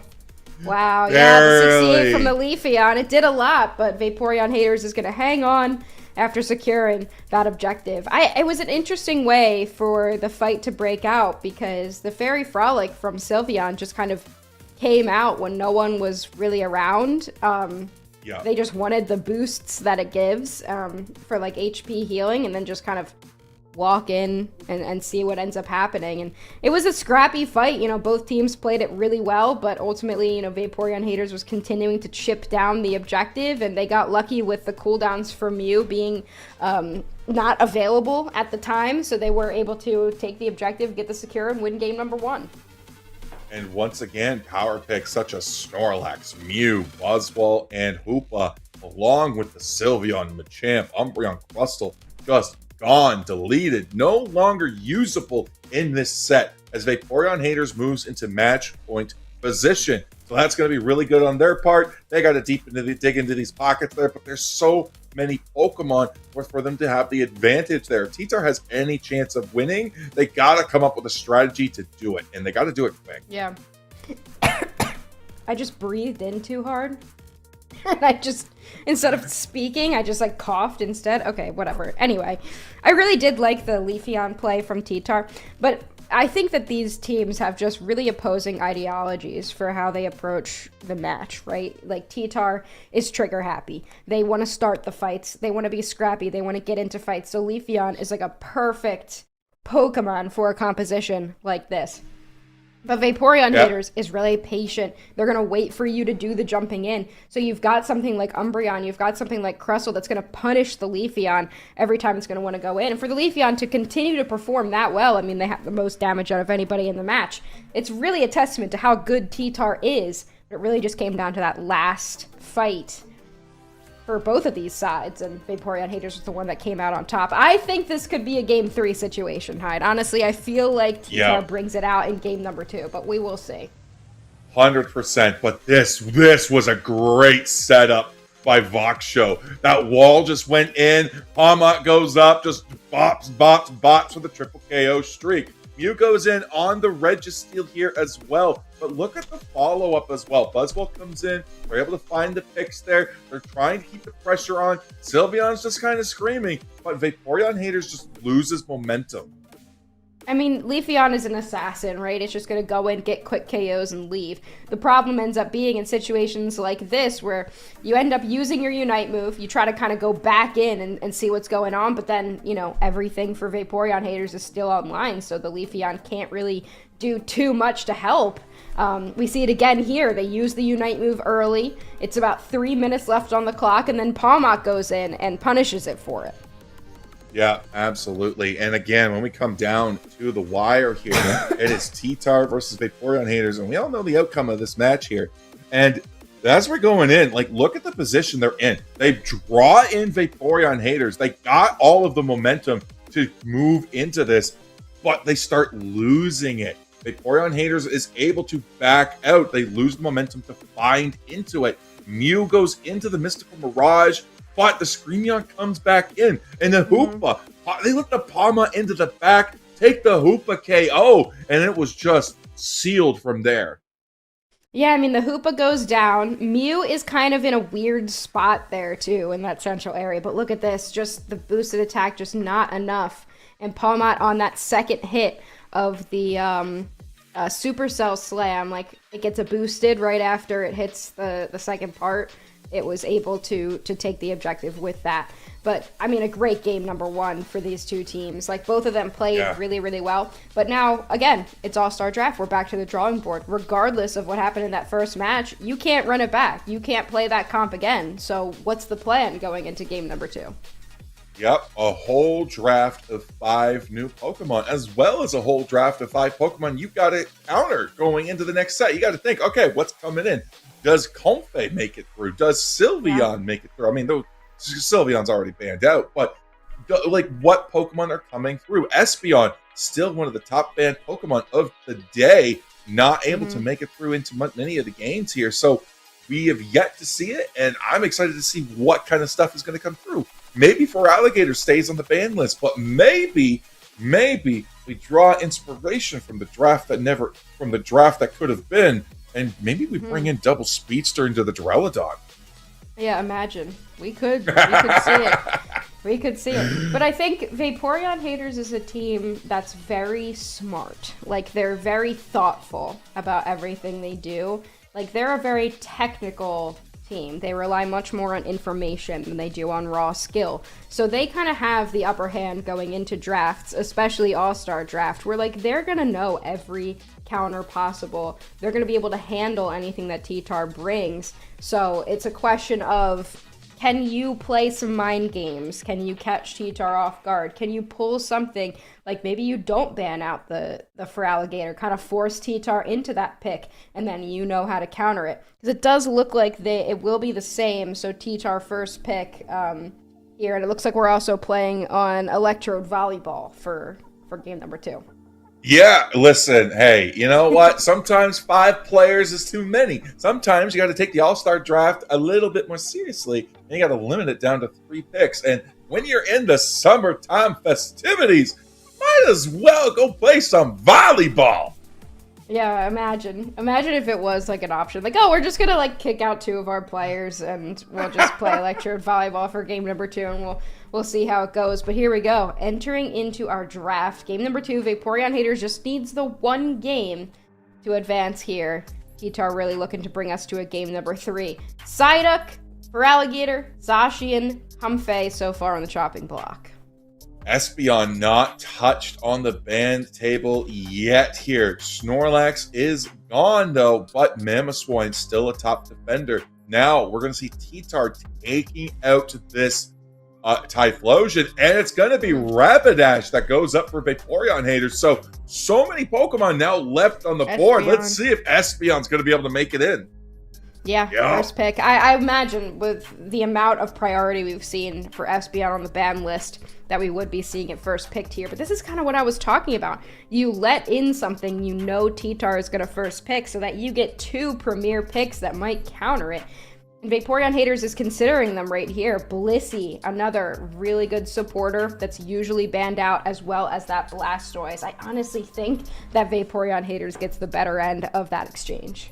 Yeah, listen, I like a good Espeon there, but I think Blissey is just able to cancel out so much. You go into Safeguard, that's going to cancel out a lot of what the Espeon's able to do. even if you go into the heels, you got something that's able to jump into the back line. So you go, boom, you get knocked up by like whatever damage is coming in. You get a little bit surprised, but you're like, all right, we can turn and KO it. But then Blissey just runs into the back with that Bliss assist, knocking up everybody along the way. It could be a devastating Pokemon. Oh, for sure. And now you've got both Mega Lucario and regular boneless Lucario in the match here. We've got Vaporeon Haters, Oscitar, classic Oscitar move, picking up the Lucario. Danny goes with the Miraidon as well. And then we've also got priority on Speedsters again for TTAR. They want the Absol this time. Hara was considering the Mamoswine, but they end up going with the Slowbro. I think that could be smart, you know, just knowing that Vaporeon Haters is going to pick something in this last pick slot that might be able to just be shut down completely by this slow beam. And Vaporeon Haters considering a couple different options, maybe landing on this Dragonite. They will for the last pick. Listen, Dragonite seeing a resurgence here in our All-Star draft is kind of diabolical. We saw that it was working for in the previous set there, and unfortunately didn't quite eke out the win there. But Vaporeon Hater says, we're gonna be the ones to do it. Yeah, and you want to take out this Espeon, right? Like, there's a reason why it's being first picked. It's an attacker, it's squishy, it's got an insane passive, it's got a great Unite move, but you want to be able to take it down, so you got 2 options to do that. I guess 3, because Blastoise is kind of a diver. What does Blastoise not do, honestly? But it's got Lucario with what I imagine is going to be the power-up punch, because, oh no, it could be extreme speed. It's got full heal on, so you could dive back there with the extreme speed, just harass this Espeon. And then, you know, we've got a situation. We've got a situation that we have to deal with. If your Espeon, your first pick, isn't doing enough in that slot, that could be difficult.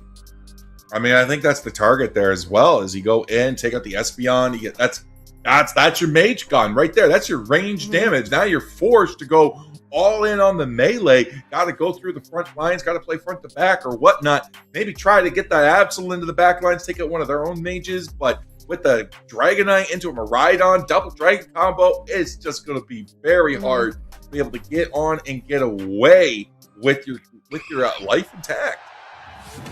And here we go. Game number 2 here. Vaporeon Haters needs 1. TTAR wants to take us to a game number 3. Again, they're really focused on this early game. They want a good early game. They want to try to snowball, and Absol's the perfect Pokemon to do it. With a recent buff as well, just so much chunk damage. It's kind of like a poor man's Feraligatr at the moment. A squishy Feraligatr. It can do a lot, but can it do enough is the question.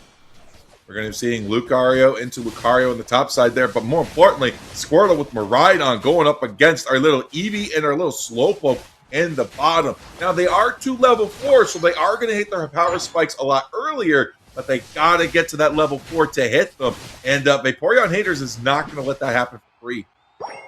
Yeah, I mean, they want to harass as much as possible, take as much experience away as they can, kind of keep TTAR at bay a little bit more, but they're, like you said, 2 level 4, so we see them evolving there in that bottom path. And now we got Dragonite, now Dragonair coming up to the top path as well, but you gotta be careful for this Absol. Is it Pursuit? Oh no, it's Night Slash, it looks like. Night Slash indeed. Night Slash is gonna come in there. Gonna be doing a double hit combo, but you gotta hit that to get the gotta hit the first one. And there we go. Get the second hit there. Blissey gonna be going down as poor little Chansey. Now Vaporeon Haters on the back foot, but Miraidon up here to even the numbers out into that 3v3 scenario. We do have our level 5 Lucario now on the back foot there. They are low on HP. They're able to make it back in time. Now they have their second or their first move there, and hopefully that's going to allow them to keep the advantage. But what is it? Is it Power Up Punch or is it E-Speed? Yeah, we haven't seen it quite yet, but this Eldegoss as well in the top path, just keeping everybody healthy, making sure that they're not going down in those moments is going to be really important. Still not level 5s here in the bottom path. Finally ticking into it is Danny, that Miraidon. And finally, we get to a Wartortle as well. But, you know, when you've got the early game composition, it does just make it easier to get those evolutions early, start potentially looking for a snowball. Look at it as E-Speed. E-Speed is going to be devastating. Make Lucario's taken down. TTAR is now on the back foot. Espeon already securing the Regidrago. and looking to go into that basement path to reconnect with Slowbro there. But up the top side, 57 points scored. That is all of the points scored for Vaporeon haters. All of it straight into that T1 pad there. All of it going to Oscatar. Yeah, Vaporeon haters having a really good start. So even though TTAR kind of had that better early game, definitely winning in the bottom path, they still haven't scored any points. And here comes the Dragonite. Big Hyper Beams take down a lot of those central area birds there, the Swablues and the Altaria. But it's 4v3, so Vaporeon haters being a little careful about their next decisions. We're about to hit our first lane objectives. Reggie Roulette into the top side there, but already taking massive damage by that Dragonite. A little bit of healing from the Eldegoss, but that would have been only applicable if it hit our own teammate there. But Dragonite is not on the team with the Eldegoss. They're going for the Hyper Beam. Secure the Reggie Rock. That is that full-powered, empowered Hyper Beam. As we're going to see Oscatar go in the back and get a quick double KO. Yeah, wow, what an extreme speed into the back line set up by that Surf, and there comes the Dragonite as well. Chases down the Eldegoss. They go down 2, and it looks like they're going to want to continue to put points in. 36 points are going to go in. Now it's just Espeon trying to deal with them. Their passive actually gets broken there. But we do see TTAR get the Regieleki, so they're going to be able to put points in the bottom path. Yep, 56 points going in there. Going to bring that pad down to 4. Great option to break it in. But the Draco Impact comes down, claims the life of the Absol. They're able to take down the Slowbro as the Bliss Assist comes next on little Dragonite there. And it's just going to be a massive play as we're now going to have huge point difference for Vaporeon haters. Yeah, they're going to try to get those 30 points in. Eventually, they will be able to. Espeon is not a defender, so it's not going to be able to keep them from scoring, even though it was 30 points. But TTAR has put in a good number of points as well, so the difference is not too great. Oh, there's another big Hyper Beam for the Dragonite, picking up the Eldegoss for another time. And it looks like Vaporeon haters has control right now. Yeah, Vaporeon haters has control of the map there, but 144 to 183. Slowbro goes down as we're now moving to the bottom pad. This pad's sitting at 40 points, so this is a great opportunity to pull ahead even further now, as we are going to be seeing the timer ticking for the Reggie Roulette in the top. Regieleki's still way out. Bliss Assist connect on the Dragonite. Hyper Beam comes in, and there goes the Eldegoss. Yeah, Blastoise might also just be a little bit stupid. I mean, the way that Voxro is hitting these Surfs, and this Espeon just really hasn't been able to do too much at all. Just hitting every Surf, making sure the other team is just blasted into one of the walls, and then they can't really do too much about it. Just so much CC. Here comes the Dragonite. TTAR has tried to rip it without the Dragonite realizing. Hyper Beam locks onto not the objective, and here comes the Slow Beam. They want to try to take down this Dragonite. They're slow to respond. Here comes the Draco Impact. The Dragonite's able to get away high. Yeah, now we're still going in. The Midnight Slash still is going to come out there as we have the Aura Sphere from the Mega Lucario. Going to be able to take down the other Lucario. Lucario took down Lucario. So that is going to be massive here for the side of Vaporeon haters. They're pushing the T2 pad, 223 to 163. So this is a 60-point game now. Vaporeon haters very close, keeping this game. They're just barely staying ahead of the lead. TTAR's doing a good job keeping the point differential as low as they could get it to. But this Espeon is just not able to find a way to get into the back lines. We're trying to do as much as a mage. The Vaporeon haters just keeping the pressure on. What a full heal. I mean, TTAR's trying to take down this Dragonite, but they just are able to heal up with the Blissey. They've got a full heal as well. They've got some mobility. Look at Blastoise again with a huge Surf. Grabs 3 of them. Blissey's going to break this really quickly here, getting another stack of their special attack specs for themselves. And then we've got the Regieleki now walking toward the Tier 2 goal zone. Yeah, only a 2-point over, but that's okay. The objective was to send the Regieleki as deep as possible. Abs are going to take another KO on itself. They're getting sent back to Nurse Joy. I hope they have a good health plan there because they have been there a lot this smack. Ooh, it looks like Vaporeon haters wants to try to potentially push this in. We've got Lucario then going in with an Aura Sphere, but they will go down. Maybe a little bit of an overextension, kind of what TTAR needed here. They do take down the Lucario. I mean, it's not the prime target that they've wanted of the Dragonite, but that's still a level 12 Pokemon KO that they just got. Lots of experience to go into their pocket there now, and they do close the gap a little bit more with another 30-point score there. So they're slowly narrowing the differential between the two teams. 40 seconds until our Groudon spawns in there, but Reg Ice has hit the field, and already our Blissey Dragonite combo starting to rip. Yeah, I mean, it doesn't look like TTAR is going to want to even deal with this. They don't really bother. They let the Reg Ice go over to Vaporeon Haters. Oh, and Blissey does find the Eldegoss trying to get some vision. So Vaporeon Haters does have control over this top side of the central area, but we do have vision scouting from this Slowbro as well. Look at Absol. On the other side, they get another couple points in. So this is a very, very close game, but it goes from, if this fight is going to match what the game has shown us so far, Vaporeon Haters has won a lot of these fights. Absol was in position to be behind, but they had to get scouted out. Vaporeon Haters has control of the pick, control the Groudon, but this is only a 9-point game. 5 points scored will mean 10 points in, and that is going to put TTAR in the lead. Absol backing off, trying to go get the heals, and they're going in. But Oscar's not letting the pressure go down. Bless Assist comes in. It's the slow beam on the Dragon Knight, so it canceled it out. Great job. Laura's still standing. Then Slowbro had to be pushed out there as the rip on Groudon has begun. Yeah, I mean, Slowbro used the Unite move, but no one else was around. They do have a good surf there. Groudon is given up on, so they're going to try to chase down this Absol, who does have a Unite move. They could try to capitalize on this Miraidon. Lucario tries to go into the backside on the Tier 2 goal zone, but Espeon is there, and it looks like Vaporeon Haters just wants to turn on this Groudon. No, they're going to back up. It was a bait. Here comes the Mega Lucario, though. They're in the back line as well.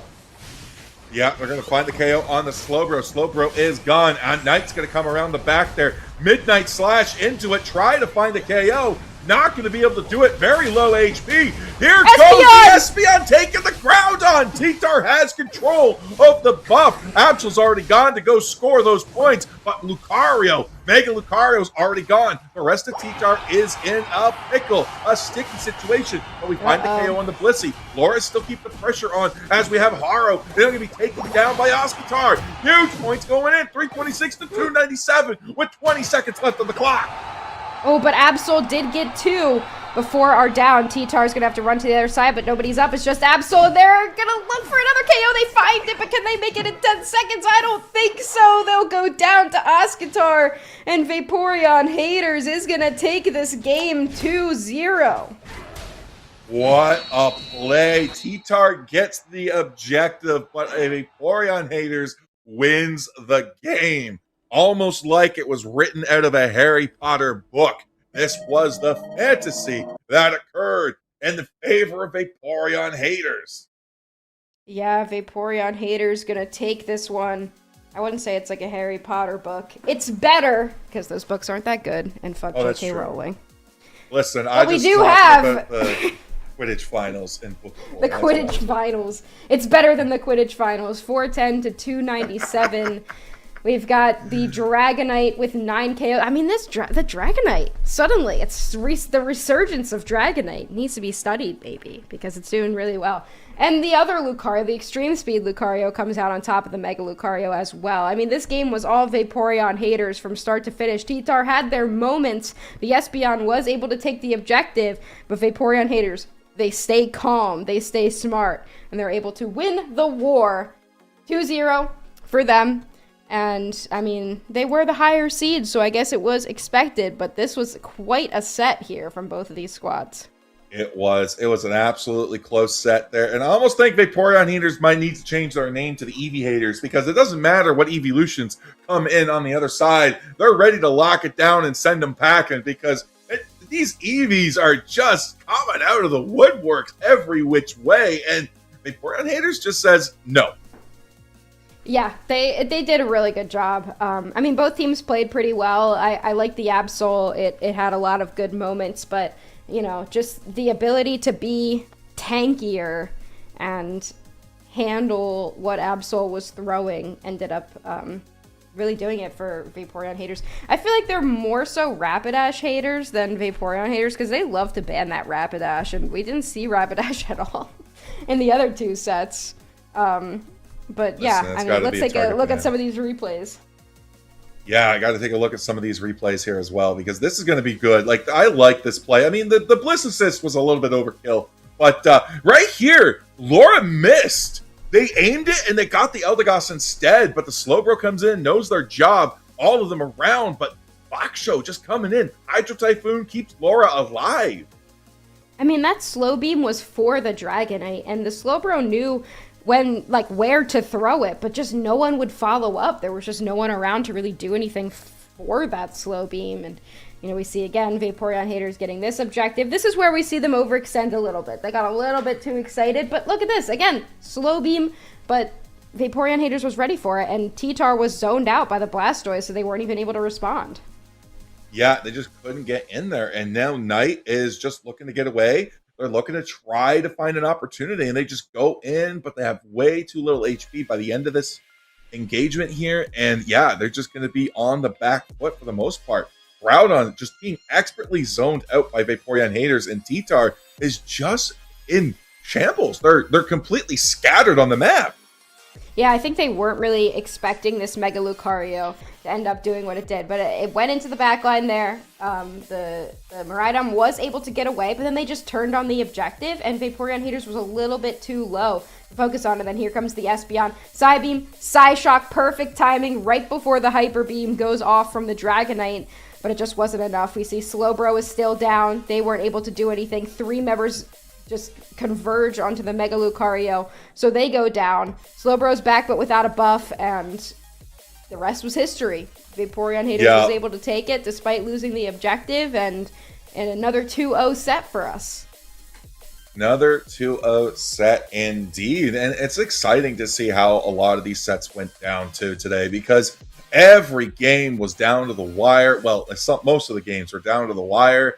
Every team put their best foot forward, put their effort in, and I love to see that from everybody. And it was absolutely mind-boggling to see all of the different strategies coming out. I mean, like you said, Dragonite on the rise now, and we're seeing pivots into Comfey bands.